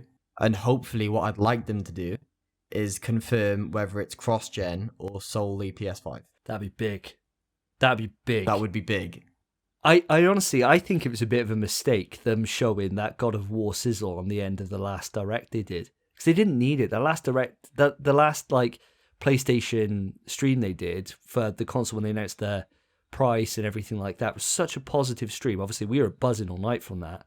They Yeah, it's didn't need brilliant. to end it with God of War. Like, God of War was just too much for me at that point. I was kind of exploding with excitement at that Yeah, point. but they wanted that, didn't they? They wanted to obviously like blow their competition well out of the water. They wanted to make it as huge as it could be. So just a little sizzle at the end, and everyone was like, "Oh!" I was like that. Do you think it is going to be PS4 or PS5 or cross? I would like it to be PS5 solely because it limits it a bit less, in my opinion. But I'm not sure if it needs the technology of PS5, if you know what I mean. Because I'd imagine it just being quite similar to the first God of War, but a different story. So I think it could be on PlayStation 4, but I'd rather it wasn't. So Phil, what's your safe bet? My safe bet for these awards would be some kind of version of PlayStation 5 which is tied to a game. We spoke earlier about Ratchet and Clank being the next big game that's going to come out for PlayStation. Why wouldn't we have a Ratchet and Clank themed PlayStation? We've talked about the side plates being coloured. Maybe that's going to come out in the future. Or maybe we just get a black PlayStation. You know, I spoke earlier about not loving a white version of my PlayStation. Maybe they show us a black version of the PlayStation. I think it's pretty ballsy to think that we're going to get that not even a month after the release of the console. I think that's pretty nuts. When people are struggling to get a hold of the basic PS5 as is, and then they're going to have an exclusive Ratchet and Clank one. I think options like that's what people want. So if I'm going to walk in and I've not been able to get the original PlayStation and I can get a Ratchet and Clank PlayStation, that's going to increase sales, isn't it? Because that's what's on offer. I'm not going to lie, I'd be kind of pissed. Honestly, I'd be kind of pissed in that this soon after release that I could get a special edition one with cool side panels, unless they sold the side panels separately, in which case that would be fine. But if they just did it as one whole package, I would be pissed off. I could totally see that happening, where you have a PlayStation and it comes with exclusive Ratchet and Clank panels, but you also get the originals. Oh, no. I disagree with that. What I would rather see is when they release Ratchet and Clank, they release it with a collector's edition that comes with replacement side panels, rather than selling them on their own or in a new bundle with the white ones. Agree with you on that. So as Davey spoke to earlier, I got the God of War PlayStation 3, and that was a white PlayStation special edition with a God of War handset. Yeah. I'm not a big God of War fan. What would be better was that I had the option to replace the God of War part in it. So I don't see why they wouldn't bundle the Ratchet and Clank edition, as you've said, with the original PlayStation. So you get the original PlayStation 5, and then you get the PlayStation 5 Ratchet and Clank add-on, which includes the 2 side panels and the game and a couple of like DLC bits and pieces. So it's just skins. Like, if you just bought it separately, it would just be a collector's edition of Ratchet and Clank. But it would be all together as one package. Maybe that's what they could offer. I could see that. That's a bit more feasible. I think, than having it as just like, by the way, boys, we just launched this console not even a month ago. None of you can get it. You're all kicking off on Twitter. Guess what, though? We got brand new console coming out with a new design on it. Everyone would go mental. But if they said, yeah, look at this, we got these side panels that you can buy separately or as part of an overall package, I can kind of see it. I think it's probably a little bit too early, but I don't think that's too bad. What is interesting here is that obviously no one can get the PS5. So then to release the only version of the PS5 that you can possibly get as a bundled version with a game, isn't that a money-making scheme, right? They've controlled the amount of PlayStation they've released. They knew there was going to be issues with people getting PlayStation. So why wouldn't they, the next PlayStation they release, have an add-on which boosts the price? That's more of a retailer decision. Okay. And so retailers are doing that now. So Walmart in America keep posting out about how the fact they got a new bundle, but the only bundle you can buy is like $750. And that's because it includes the PlayStation camera, an extra DualShock, a game with it. It's so they can mug people off. The same way that on PS2, when people were queuing to buy a PS2 and they couldn't get one, the only way that you could get one would be if you bought the warranty with it, that you could buy all this shit that you didn't need. But that's a retailer move. That's not a console-directed manufacturer decision. But I do understand what you mean. My safe bet is probably, I'm not going to lie, a little bit safer than both of yours in hindsight. We've already had the first full trailer for Horizon Forbidden West. I believe that what we are going to have is an in-depth gameplay trailer. Not where they're really showing everything, but the fact that they might show the first 5 minutes of a level where you know that there's someone playing it. Just like they did for the Demon's Souls, where they showed that like 15-minute little demo. I can imagine them doing that for Horizon Forbidden West.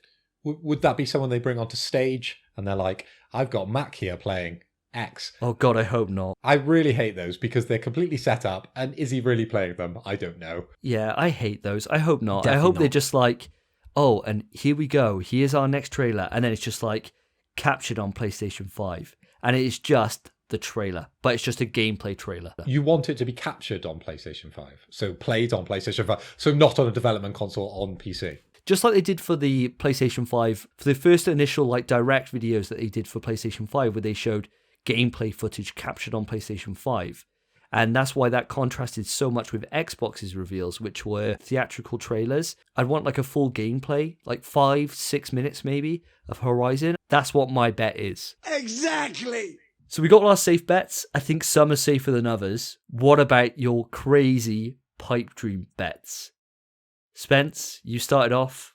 Do you want to take it away? Right, yeah, of course. Basically, it's never going to happen because it's insane. I'll go for my second one first because, again, I have two for each. This one's a pipe dream, but originally I had the God of War cinematic trailer in pipe dream. But I think that makes more sense than what I'm about to say. And that's Last of Us 2 remastered. I think that's kind of safe because I think it's a thing that's going to happen. Even if it's not amazing, I think we'll get a 1440p 60 FPS version. I think you'll get a 4K 60. So we did have a Last of Us 1 remade, and that was the version I played. Yeah, the same version I played as well. Yeah, and that was in 60, which the original one was in 30, so that was a big upscale. I can see it, not now. The reason it's a pipe dream is because it's a bit soon. Only because you think this game is probably going to clean sweep the Game Awards, in my opinion. If it doesn't, I will be surprised. Yeah. But I think it's going to walk away with a lot of awards from the Game Awards. And then to have a trailer where they're remastering it, I don't know. I just can't see it there. I can see it at E3 though. But they could make that the point. Whereas so you've seen all these awards, and what they do is they add to all the awards before the trailer. So all the awards they've just won, they'll be like winner of, I don't know how they'd do it, let's be honest. But they'd be like, they could show off the trailer for Last of Us 2 Remastered and be like, didn't this game just win 12 awards 5 seconds ago? You'd be mad not to buy it. But then why would you buy it then? Because it's going to be 4K 60. You mad? No, but what I mean, what would it be at day and date? No, you're insane. then there'd be no point to buy it, because the whole point of the Game Awards is when you wrap it, the Game Awards, you get that cover where it's like, winner of 46 Game Awards, The Last of Us 2, and you could release that as a PS4 thing. Whereas if you're like, by the way, it's one of these, but in 6 months' time, you're going to get a way better experience, so why don't you just not buy it for 6 months? Well, it's already out, isn't it? I don't think anyone's going to be buying it based on its Game Award results. Anyway, I think anyone who's going to play Last of Us 2 will have already bought it, or will wait for the remaster, which could be however long. So Naughty Dog obviously knew that PlayStation were going to be moving into their new console, and releasing The Last of Us 2 right at the end of the PS4 sort of lifespan. You know, they were probably conscious of this. So Yep. why wouldn't they be working in the background to have a PS5 version of The Last of Us 2? See, that also supports my point, because Last of Us 1 was also released at the end of the PS3 life cycle, and a year later we had Last of Us 1 remastered on PS4. It's a good point. That's a really good point. I think the thing you're more likely to get a trailer for would be the Factions multiplayer mode. I'm not even joking. No, actually, you're right. You're right. I think we're going to probably get that. And then they say at the end of that, it's remastered Oh my god, you're right. for PlayStation 5. I can't believe you're actually right. I know. I'm sorry, You're mate. actually right, mate. Because then it means that PlayStation 4 players get a new multiplayer mode, but PlayStation 5 players get to have the multiplayer mode and the better experience. And it's a way to buy the console so no one loses. That makes more sense to me. That makes a lot of sense. I don't like it, but that makes a lot of sense. Imagine they change the platinum now so you can't get it, so you Shut have up. to do like Shut up. 500 hours of Factions. Shut up, mate. Like I said, I have 2 pipe dreams, Okay. and following the same kind of trail as my last one, it's Last of Us 3. No Fuck off. way. Fuck off. No way. That's fucking ridiculous. It's a pipe dream for a reason. I'd be actually furious if they're like, by the way, in 2027, you're going to play Last of Us 3. I'd be like, for fuck's sake, why you show me now? I mean, how early was Final Fantasy VII Remake? You know, that was like announced years before. You know, 2015, 5 years before, I think it was. 5 years of waiting for that. I never thought it would happen. but ultimately, why state the obvious? We know there's going to be a Last of Us 3, don't we? There's going to be a TV show, for God's sake. There's going to be the next game. So they don't need to announce that. No, That's I want crazy, them to. man. I want them to. That's it. It's not going to happen. I know. I've accepted in my heart it's not going to happen. But if it does, that'd be sick. Well, it is what we said on the tin. It is a pipe dream, and it is a crazy bet. So, okay. Exactly. Bloody hell. What about you, Phil? What's yours? So my pipe dream, and I think it's been a pipe dream for a number of years, is them bringing back Resistance. Oh, God. Oh, my God. Don't get me excited on this train. This is my personal dream come true. What would they do? Would it be a full-on ground-up remake? Would it just be a kind of remaster? So they just spruce it up a little? And would it be the trilogy, or would it just be one or two of them? What do you think? Or a whole new game. So personally, I'm not looking for a remaster. I'm not looking for a remake. I'm not looking for a HD upscale 4K skin to this version of the game. I'm looking for a brand new version of Resistance, but maybe we can go down the reimagining route, because I feel like that story may have played out. Well, we never went to the Chimera's home planet. We never got to see what they look like. So there's a lot we could do with it, but I would jizz my pants.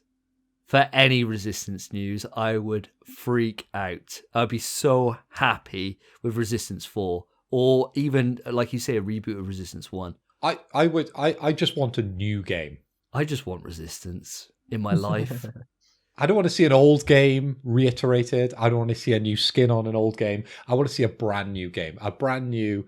That's what I love so much about, I suppose, Miles. The whole story is brand new for me, right? A whole new setting. So Resistance, I love the universe. Let's take a different take on it. Let's go from a different point of view. Let's bring a new character in. So you're saying, if they re-released Resistance 2 with multiplayer, which you and me sweated an entire year on, that you would not, 1, play it, and 2, buy PlayStation Plus to play Call Control, which we used to sweat.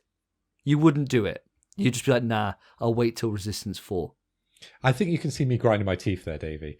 I love Resistance. I love the multiplayer. So it'd be a very hard thing not to do to buy PlayStation Plus for that. Wow. We've said like 100 times now, and especially myself, going on about how the fact they keep tweeting about Resistance with nothing. And I've said 100 times now, shit or get off the pot. I would love your prediction to come true. I would love it. I don't know. I think it is a bit of a pipe dream, but I don't want to believe it's a pipe dream. Spence, you're probably the best person to judge this rather than me because I'm so biased on it. What do you think about the reality of this happening? Well, obviously, there's been no leaks or rumors. I don't have any Resistance experience, I think. Maybe I played it on PS3 at my brother-in-law's. I have no idea. If I did, it wasn't for a long time. But they've been tweeting about it. It is always possible, but it probably is a pipe dream. And if you look on their Twitter, it's still in their header. Yeah. They're probably proud Still. of the game, but they might just not know what to do with it yet. Maybe they're waiting till they know exactly what they intend to do with the IP, and then, yeah, push it as far as they can. But for now, I don't know. I'd probably quite like a remake rather than a new game, so I could get on it, same as Metal Gear and Demon Souls. I'm happy for remakes at the moment, so I'd like to see a Resistance remake. I'd love a remake of 1, 2, and 3. And I don't even need a remake. I just need a remaster. It doesn't need to be remade. It's only a PS3 game. It doesn't need to be remade ground up. Especially a shooter. Like something like Demon Souls, it looked like shit. Yeah. Demon Souls looked like shit. It needed a remaster. Whereas Resistance 3 and Resistance 2 look fine. And they're great and they play really well. Resistance 1's a little bit worse. But they don't have to do much to spruce that. Anything you give me, Insomniac, I'll buy it. I will buy it if it's got Resistance on it. Just don't fuck me over like you did with Retribution. Do you know what? One of the worst things, I don't think I've ever shared this. And this is when I thought I hit rock bottom with trophy hunting. On PlayStation Vita, there is a Resistance game called Resistance Burning Skies. It was shit.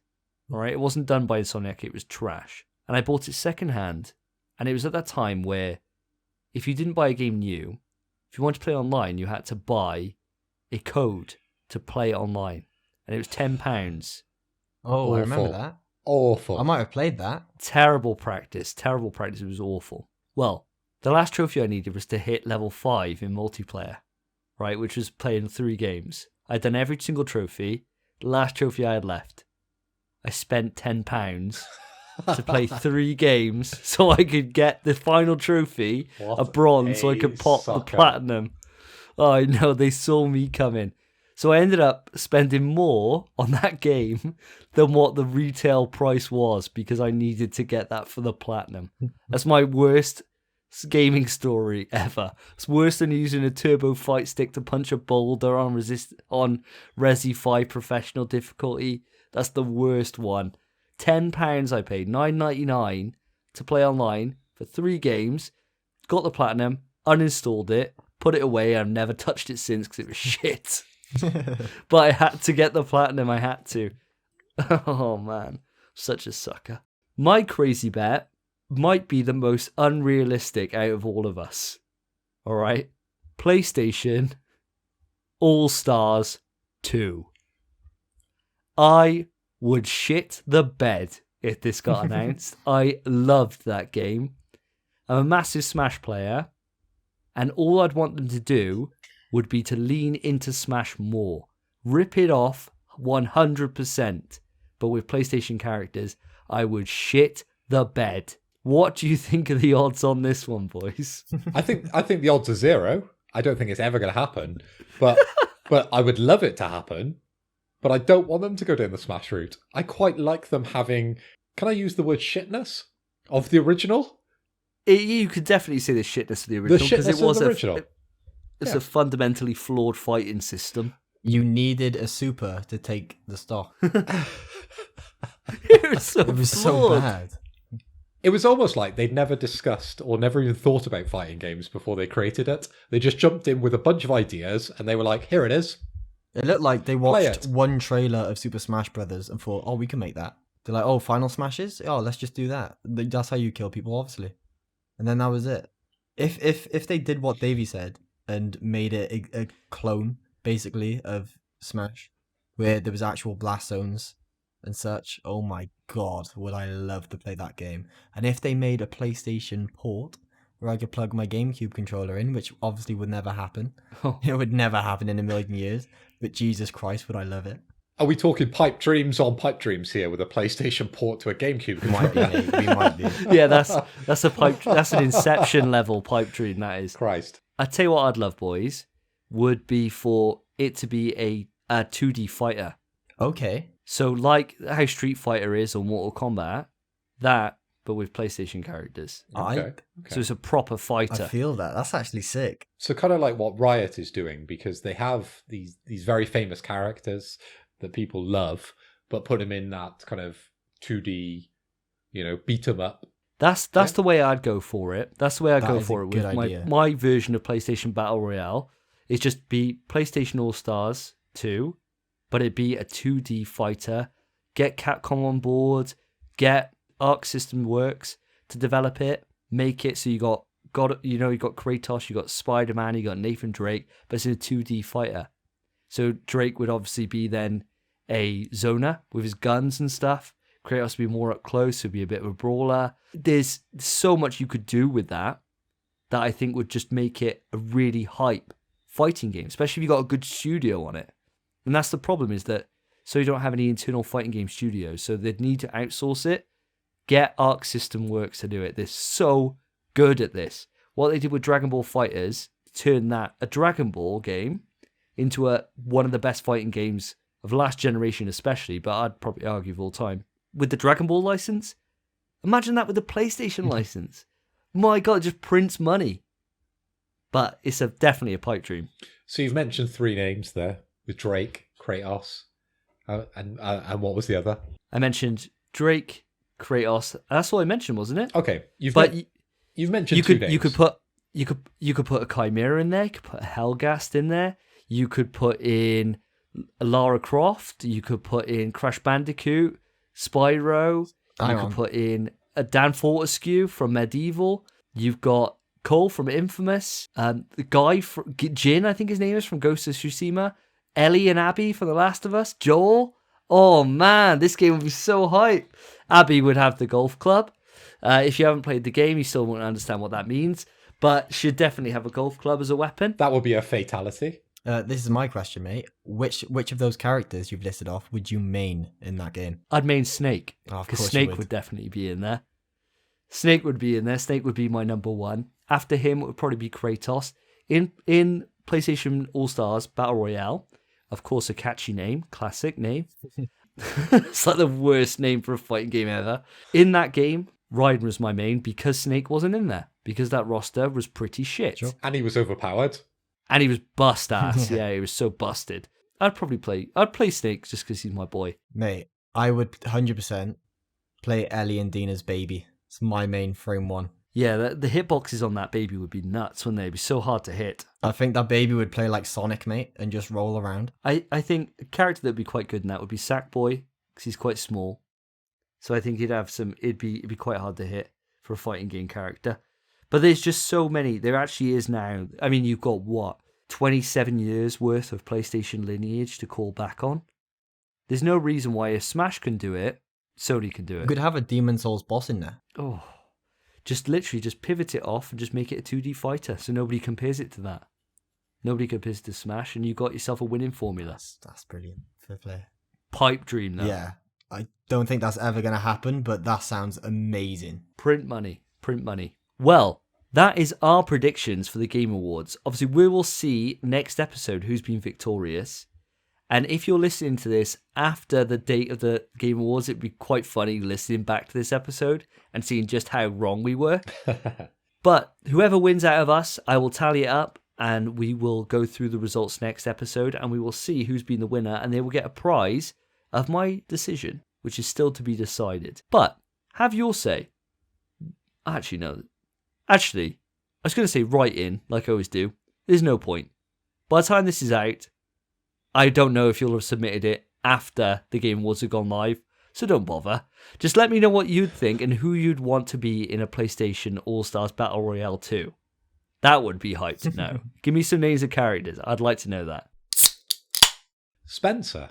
So in our last podcast, we discussed Spider-Man Miles Morales, and you were telling me that you were playing it on your PC monitor. Yep. But we're all on webcam as we record this, and I can see behind you a gorgeous TV. Is that 4K? It is 4K, mate. Yes, it is. HDR 10 plus. Let's go. So tell me the story. How did you get it? Is this brand new? It is brand new, mate. I've had it maybe 3 days, I think. Basically, it was a bit of a pain in the arse to get a hold of. As we all know, Black Friday's just passed. I wanted a TV. Black Friday's typically when people buy their TVs. And for some reason, I thought I'd wait until the last day to try and get a TV. So basically, I live in Newport, in Wales. Don't anyone try find my address, please. I went to Curry's, which is where you buy technology here. Found a TV, went up there. They had one in stock there. There was on the floor, like obviously the model they show. They said, Sure. yeah, we can't sell you that one because we need it to show it. And I was just like, oh, okay. They're like, and if you try order it online, I know it says you can. However, there's a queue of over 2,000 people ordering that exact model. So What, from Newport? yeah, I don't think that's exactly from Newport. Basically, it's a queue, and they would ship those models to the specific stores. So that queue was like 2,000 across UK. So they wouldn't let you buy the display model. That's what you're trying to say. Yeah, basically. I wouldn't really want the display model anyway. Normally, when you buy a display model, it comes at a cheaper price anyway. So is that Well, what you? they didn't say anything about that.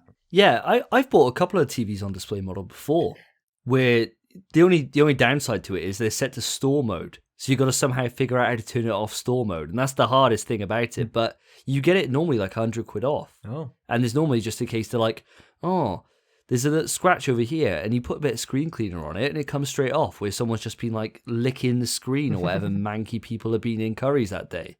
Yeah, so my situation, they literally just said, we can't give it to you. And I was like, oh, that's fine. All right, I guess. And then I drove up to Cwmbran. Went in Curry's there. They had the same model on show. And I went up to the bloke. I was like, can I get that model, please? And he said, nah, not a chance. And he said the exact same thing to me of there's 2,000 people in the queue. They're sold out in every store. You're not going to get one. And I was just like, oh, brilliant. All right. So I went home. This was at 9:45. And I checked Argos. And Argos had one in stock. And they shut in 15 minutes. So I got in my car. I drove. I went so fast. I was there at about 13 minutes to. It took me 2 minutes. It's like a 10-minute drive. It took me 2 minutes. I got in there, got my TV, drove home. I was home before it hit 0:00. Set my TV up. It's mounted to my wall. It turns. It's paying. It's beautiful. I got my TV. I was happy. So this TV must be pretty special then. It must have been a deal on Black Friday. What was the reduction? What make? What model have you got? It's a Samsung TU71020XXKU, I think. How do you know that off heart? That's actually really sad. You must love it. This isn't edited. That's him just looking up and memorizing that. That's sad, mate. That's really bad. That's actually worrying. Mate, I was looking up TVs for weeks. You know that. Someone said to me, oh, what make and model is your thing? I'd be like, I think it's this inch. Like, I don't even know anymore. I could tell you the make and not the model though. The size, No. Size and the make I could tell you, but definitely not the model. Size I'm getting iffy on now. Maybe it's my age. Maybe you've got this to come when you hit your prime, Phil. The size is going now. I can't remember what size it is in my room. I know the one downstairs. The only thing I know the size of is one big member. And and that's the only thing I know the size of. Intrinsically, I know that size. But are you just exaggerating, Davey? Well, we'll never know. We'll never know, will we? Until someone leaks pictures online, and then you've got to have two monitors to display it across. We'll never know. We'll never know. But I think we're talking about two separate things here. So yeah, that's the make and model. It's 43 inches. It's quite nice. I don't really know too much about its text. I wanted a 144 hertz or 120 hertz TV, but I realized that would have cost me £800 or around that price. So I thought, fuck it, and it's just a 60 hertz. It has that True Motion fake 100 hertz thing that I think most 4K TVs have. Sure. Turn that off straight Yeah, away. I hate I don't that. like it, Turn yeah. that off immediately. So yeah, that's off. Makes everything look like a soap opera. Yeah, it does. A lot of the time with TVs, when it's sort of imitated in software, the execution generally isn't there, in my opinion. Yeah. When I've seen it in the past, it's not Apple making your TV. They sort of do a lot with their cameras in software. Sure. Stick with me where I'm going with this. I've seen a lot of ratings and sort of a lot of comparisons with the new iPhone compared to one of the high end SLRs, and yes, it's on the same level, but TVs, when they try and imitate things in software, it just doesn't stick. So yeah, 100%, I'd just turn that straight off. Yeah. On Spider-Man topic, for those that don't know, we discussed how we played the game. Me and Phil played it in fidelity. Spencer, you played it in performance due to the fact, mainly, that you were on a 1080 display, and so you can get the frames out of it, the ray tracing wasn't really there. Yeah. And what you said on that podcast, if I remember correctly, is the first thing you were going to do was play all the previous games in fidelity mode and see if your opinion changes. Have you done that? And has your opinion changed? I have done that. I haven't played Spider-Man because, frankly, it's uninstalled and I wanted to play Demon's Souls. I cared more about playing the game that I want to play. But first thing I did was put it to fidelity, and I do notice a difference. It's nice, but Demon's Souls especially is why I'm still sticking with performance mode, because Demon's Souls doesn't utilize ray tracing, and that's what I'm playing at the moment. I understand that. I think the difference with Demon's Souls with performance and fidelity, there is a difference. There is. I can understand that one a lot more than I can with Spider-Man. Yeah. Be interesting to know what you think about that, actually. Might be worth... Are you thinking of picking up Remastered at any point? Yeah, 100%. Since you haven't got the platinum or anything? Yeah, after I beat Demon's Souls, that's probably mine. I don't know. Maybe mid next year, actually. We got Sackboys to run through. Exactly, yeah. And Call of Duty. Yeah, probably be a couple of months. Whenever you do get the chance to be able to do that and see the difference, because Remastered runs exactly the same way as like Miles Morales does in terms of how impressive it is with the fidelity mode, I'd love to know what you think. But Demon's Souls, I can understand why you play performance. Yeah. The 60 FPS, it just feels so smooth. And if it used ray tracing and fidelity, maybe I'd be swayed. But I'm not at the moment, I'm not. The one thing I have an issue with is that obviously prior to my TV, I was playing on a 1080p display. Why could I not have 1080p cinematic mode at 60 FPS? Because surely it can run it. I don't understand why fidelity mode has to be limited to 30. It's because at the moment they're just spouting off that it can do 4K, isn't it? Like Phil said before in a few different things, unfortunately, I gotta say that Phil's right. Options are better. And if they gave us the option to say, do you know what? Been off 4K, ray tracing, but it's at 60, I'd probably go for that option. Yeah. 1440p. With a HDR 1440p, I would be all about that. I would love that. I think Phil's right on this. Options are the best way. Do you think, though, the majority of people care about this stuff, or do they just buy the newest console, put it on the highest setting, and expect the best version of the game? I think it depends how early into the generation you're talking. I think at this point, you got the people that would care and would love those options. I agree. Later on, 2 or 3 years down the line, no. I think then it's a case of plug it in, whatever it sets it as, we'll go with it. There's always going to be the people that min-max everything, right? There's always going to be people that strive for the best of everything. But I'm talking about the vast majority. I'm 16, I'm 18, I run downstairs, I've got my PlayStation 5 under the Christmas tree. Somehow, I plug it in. I'm going to just set it to the highest setting, aren't I? I'm not fully going to understand what any of this means. And I'm always going to go for that fidelity mode, aren't I? But am I getting the best experience? I don't think so. I think it's down to... You need to understand the playing field these days. You need to do a bit of background reading into it to get the best out of it. But I do think the majority of people will just bang on the highest setting and automatically expect that they're getting the best version of that game. I don't think that age is relevant. I don't. Because I remember how clued in I was at games when I was, 12, 13. It's not really too much change really in how I consume content other than I had a magazine then and now I use websites. There wasn't really any difference. I think it just comes down to the person who buys that, whether or not they're what I'd class as a hardcore gamer or not.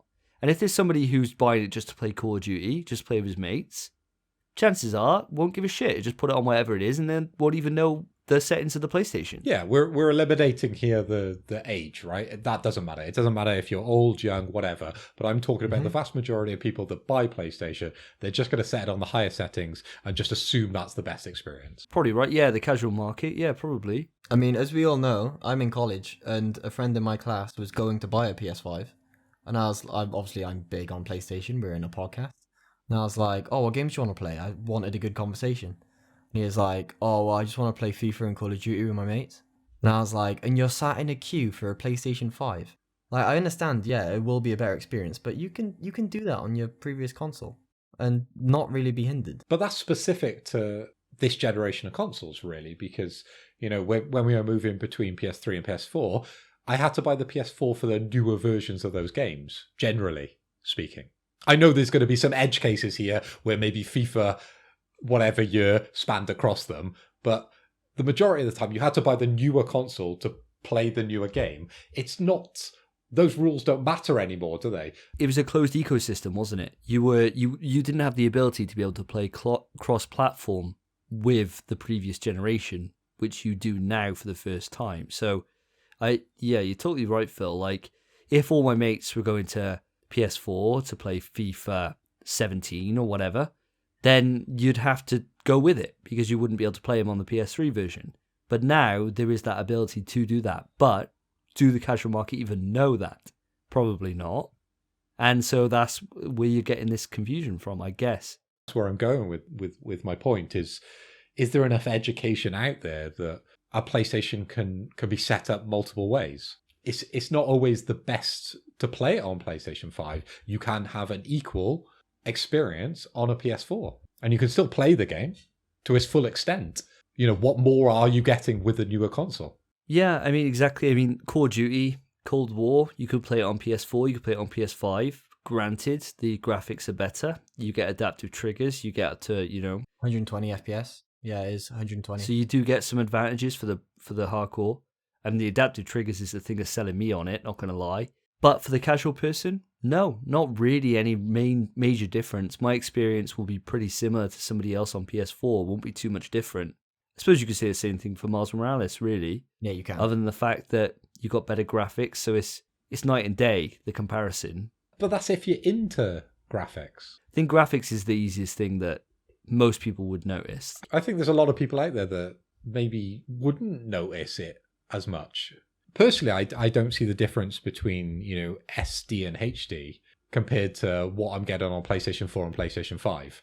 The difference isn't as huge. No, it is a small difference, but it is, if you had them side by side, or if you had a YouTube video where they do a comparison, difference would be stark. Again, it all depends on the implementation. I mean, FIFA just had their patch now. This week, their patch has just gone up for the PS5 patch. And it looks drastically different with how the footballers are presented. They look so much better on PS5. Would that be enough for me if I was a hardcore FIFA player to switch over? Maybe. I don't know. I wouldn't have thought so. So the vast majority of people who are playing the newer games are playing on older consoles. Definitely, yeah, 100%. So that's always the case, isn't it? Until you get to about 4 years into the gen. And then most people would have switched over.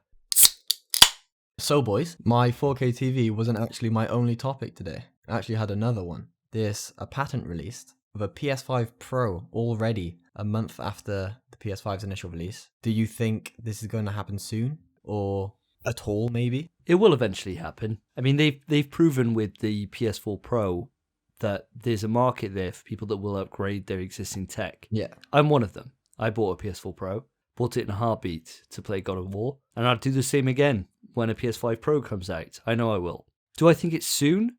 No. I don't think it's even going to be talked about for at least 4 years. I think we got a long time until then.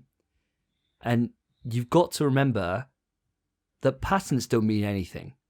You can patent anything, and there's a lot of things that Sony have patented in the past which have gone nowhere. So there's no reason to take this as there's no point to buy a PlayStation because the PS5 Pro is going to be around the corner, because that's not the case. However, I do think this patent holds a lot of weight, and I think that this makes sense. Yeah. But what I am surprised about is why is this patent so easy for people to find when the PlayStation 5's patent wasn't? You'd imagine though, like moving on generations, like that information would be guarded, right? Something like Pro version and maybe a couple of details probably wouldn't be as closely guarded, and I guess that's how possibly that information has got out. Are we talking a whole new console with these patents, or are we talking kind of like the modular approach? Because this conversation has come up time and time again whenever we're talking about consoles, in the sense that you can have the base version and add something in to sort of upgrade it. I know this has sort of been played with in the past, but never really executed to Like the N64. to a high level, just like the N64, where you could double the memory, and with the Mega Drive, where you could buy the 32X to stick in the top. You know, Sure. is this a new console, or are we talking a modular approach? It seems like at the moment it's a new console, but the patent shows it as 2 GPUs and 2 CPUs, and it uses cloud gaming. So it could be a new console, but alternatively, it could just be an attachment for the PS5, which contains a GPU, CPU, and maybe a networking thing to access the cloud. And that would make a lot more sense than a whole new console this soon, especially. That's definitely a thing. If you look at the way Apple is sort of trying to venture into the PC gaming market, a lot of the time, and things that I'm reading, is that you can buy your MacBook Pro, but you can buy a separate enclosure for a GPU and plug it in with your USB-C, and then it becomes a gaming machine. Maybe that's the area they're kind of like venturing into, possibly. The one good thing about that would be if, say, for example, they went that model and they went for a self-contained unit that you kind of plugged in, kind of like a PSVR little box that you put all your cables into, plugs into the back of the console.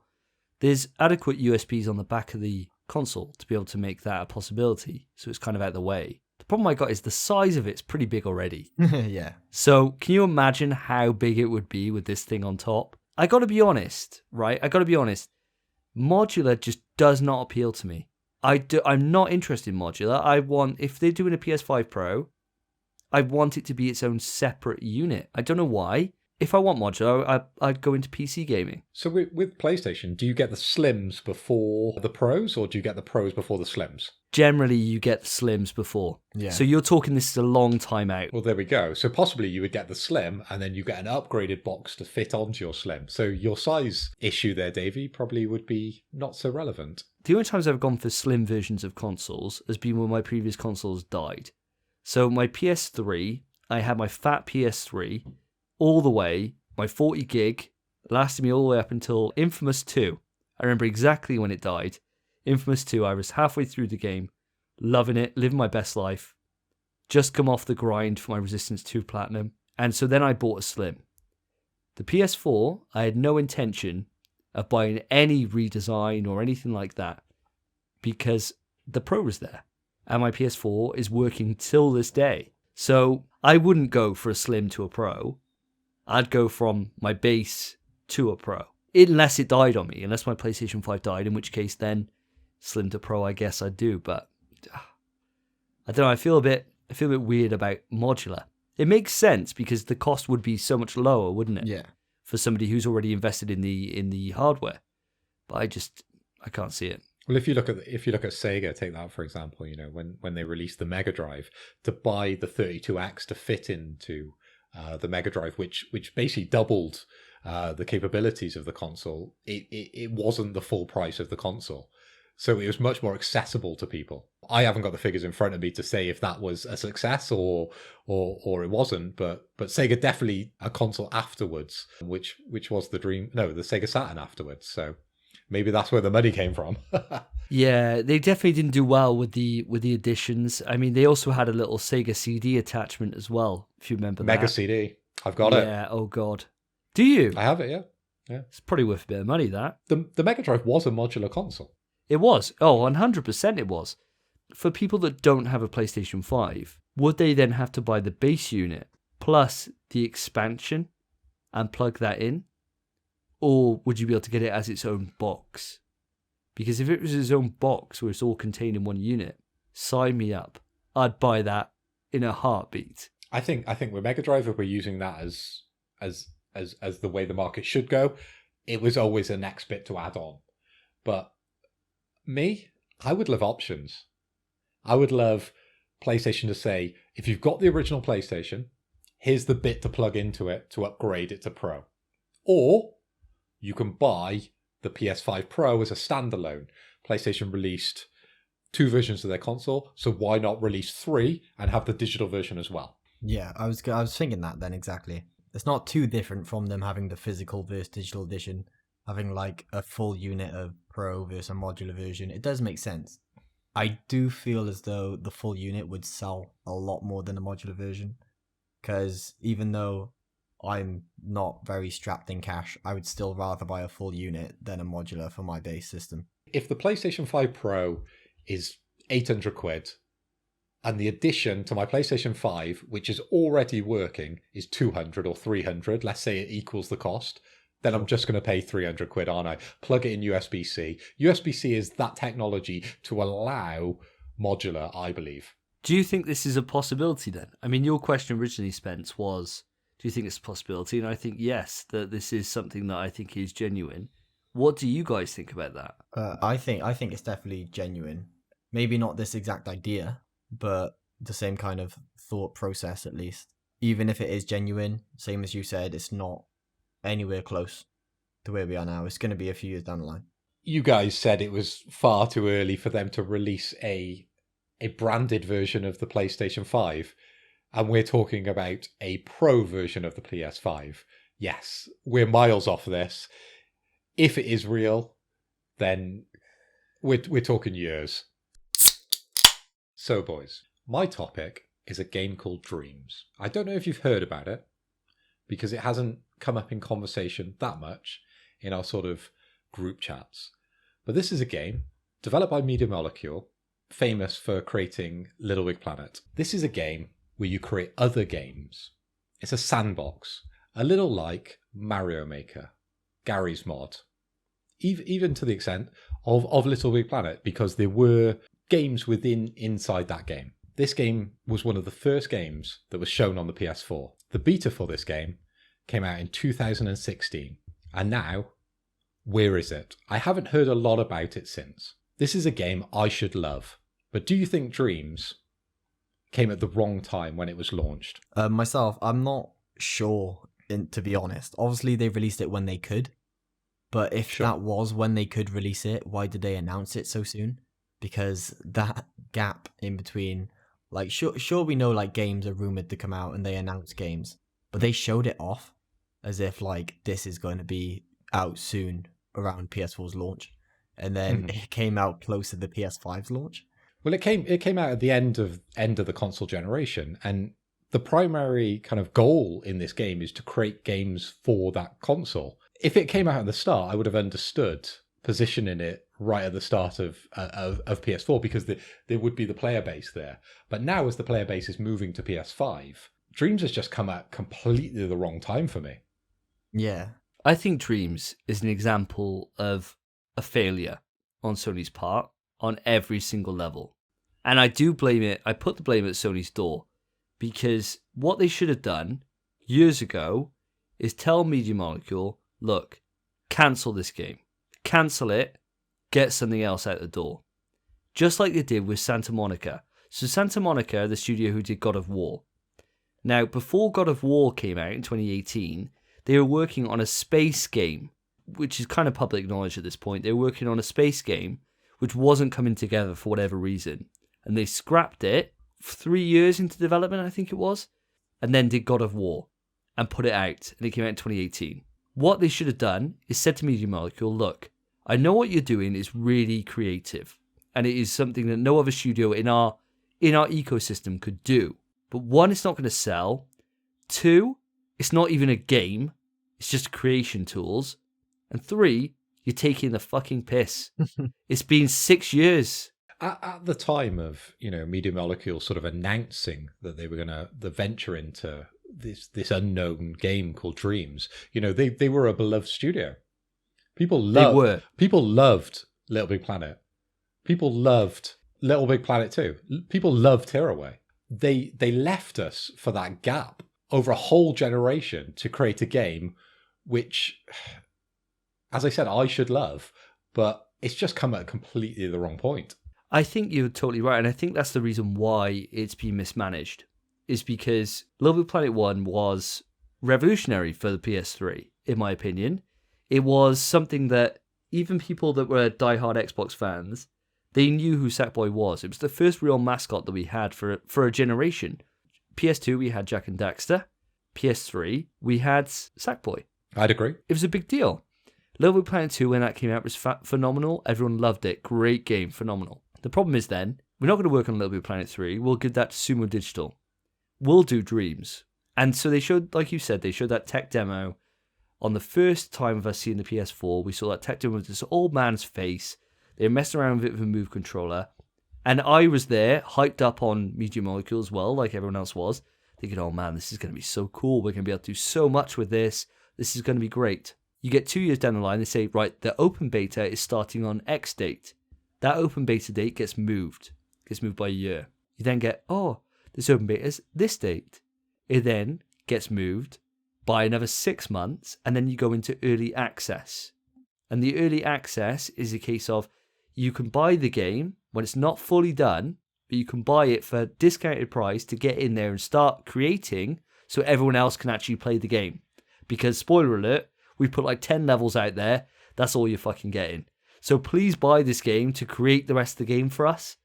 And people don't care about that anymore. They don't care. Media Molecule are talented enough, and they proved it with Tearaway, that they can do a full game, just like they did with Little Big Planet 1 and 2, and make a phenomenal platformer. But instead what they've done is, they've binned off their most iconic character, given it to a second-party studio, and then created something which nobody wants. And the game, we shouldn't forget, the game has been critically lauded. This game is sitting on a really high Metacritic at the moment. The critics love this game. And people who've played it love it. The problem is, I'm a hardcore PlayStation fan. I have zero interest in this game. Literally zero. And if I feel that way, I bet the majority of people do as well. And that's evident in how the game is being received by the public, in that its concurrence of basically no one. So I think what happened, Media Molecule had this big idea. They were up on their own hype after Little Big Planet and how successful that was, and they tried to take on something bigger than them. You know, I've been there in my development life. You know, I thought I could achieve something that maybe was unobtainable, and I think that's what's happened with Media Molecule. They've gone into a project which ultimately they couldn't complete on time or within a reasonable time period, and they kept going. They kept saying to Sony, we've got something good. And Sony believed that hype all the way up and kept believing. And I think that's why I put the blame not on Media Molecule's door, but Sony's door. Because Sony should have literally just said to him, look, you've taken too long. We've only got so long for this. And you're not, in the time that game was in development, you've released Last of Us 1, Last of Us 2, and Uncharted 4, and Lost Legacy. Like, come on. They're the biggest games on PlayStation other than outside of Spider-Man. And Guerrilla have done Horizon and Shadowfall. You've got Sucker Punch have done Infamous Second Son, which they launched with. And then they followed that with Ghost of Tsushima a couple of months after the launch of Dreams. All of these games are sold gangbusters in comparison to Dreams. This is at Sony's door, not Media Molecule. If you let somebody just carry on and just do what they'll do, they'll just continue doing it. And these people are so creative. I just think Sony should just literally said, stop. What I'm surprised about, if this was PS3 Sony, they would have been gone. They'd have been shut down. So how Media Molecule survived this is based, in my opinion, on their legacy. And I really don't think, unless they can prove it, I don't think their legacy is worth a damn.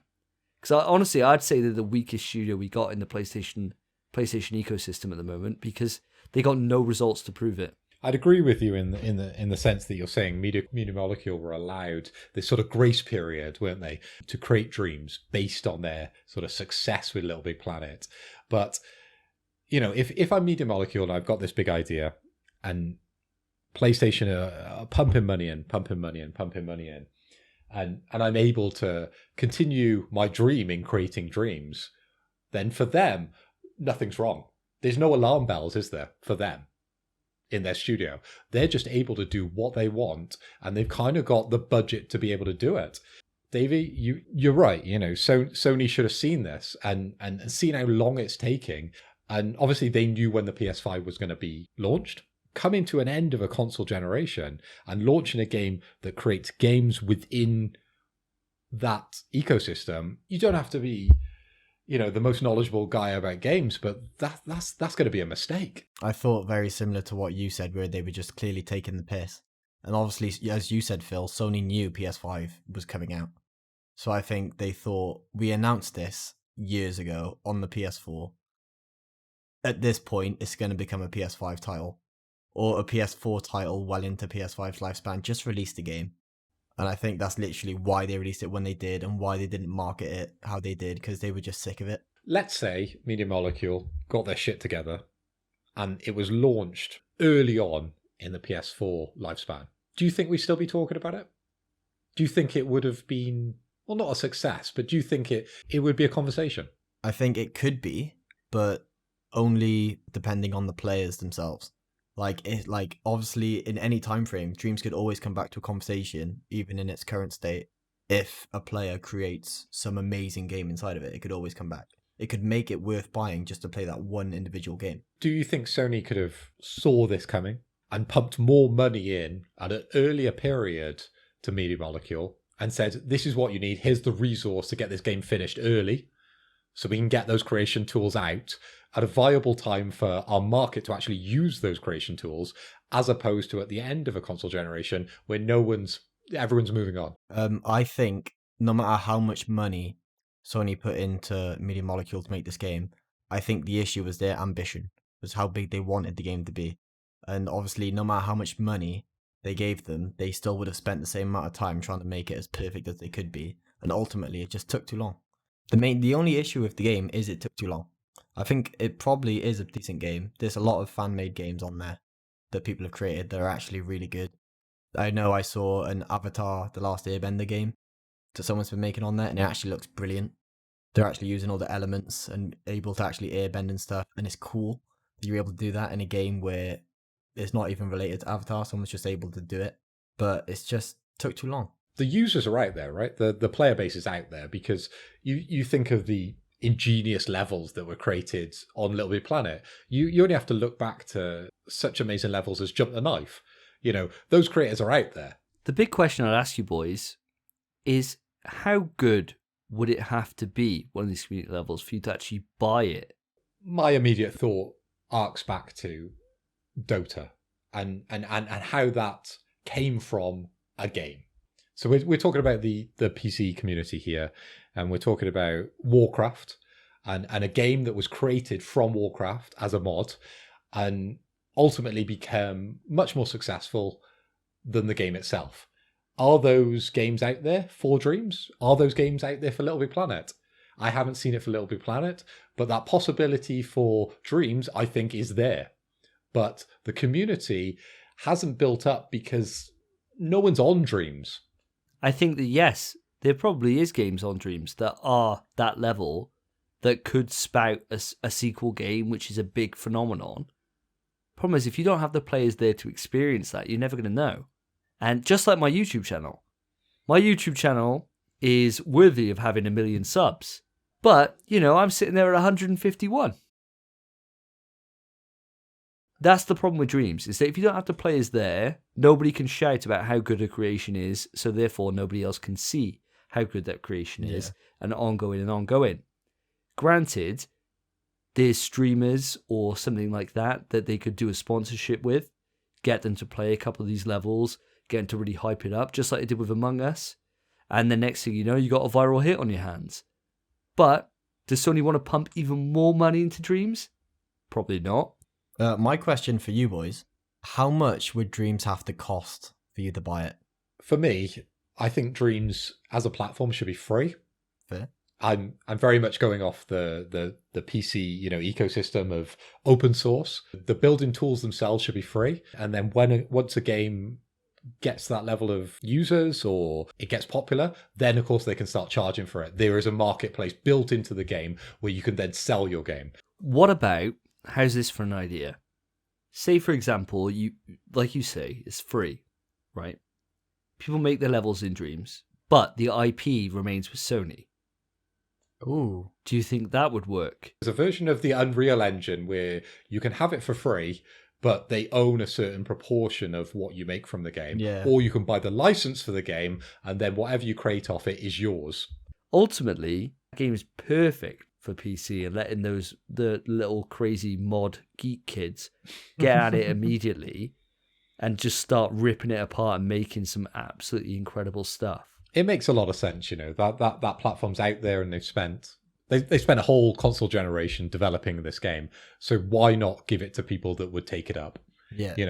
No one's going to buy an old PlayStation 4 to create games for a PlayStation 4.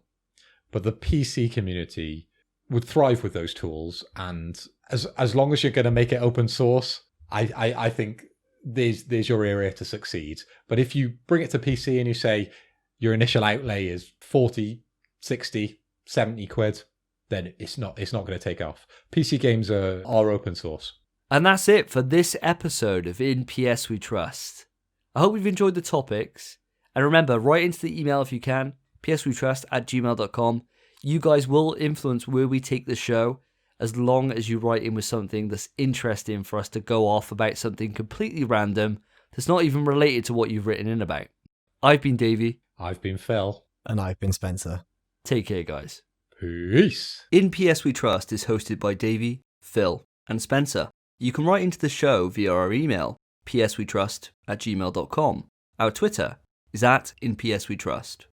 To find each of us online, follow our Twitters, @SSJDavey, @PhilipHoy, @SpenPie_. Thank you for listening. Take care of yourselves, take care of each other. See ya.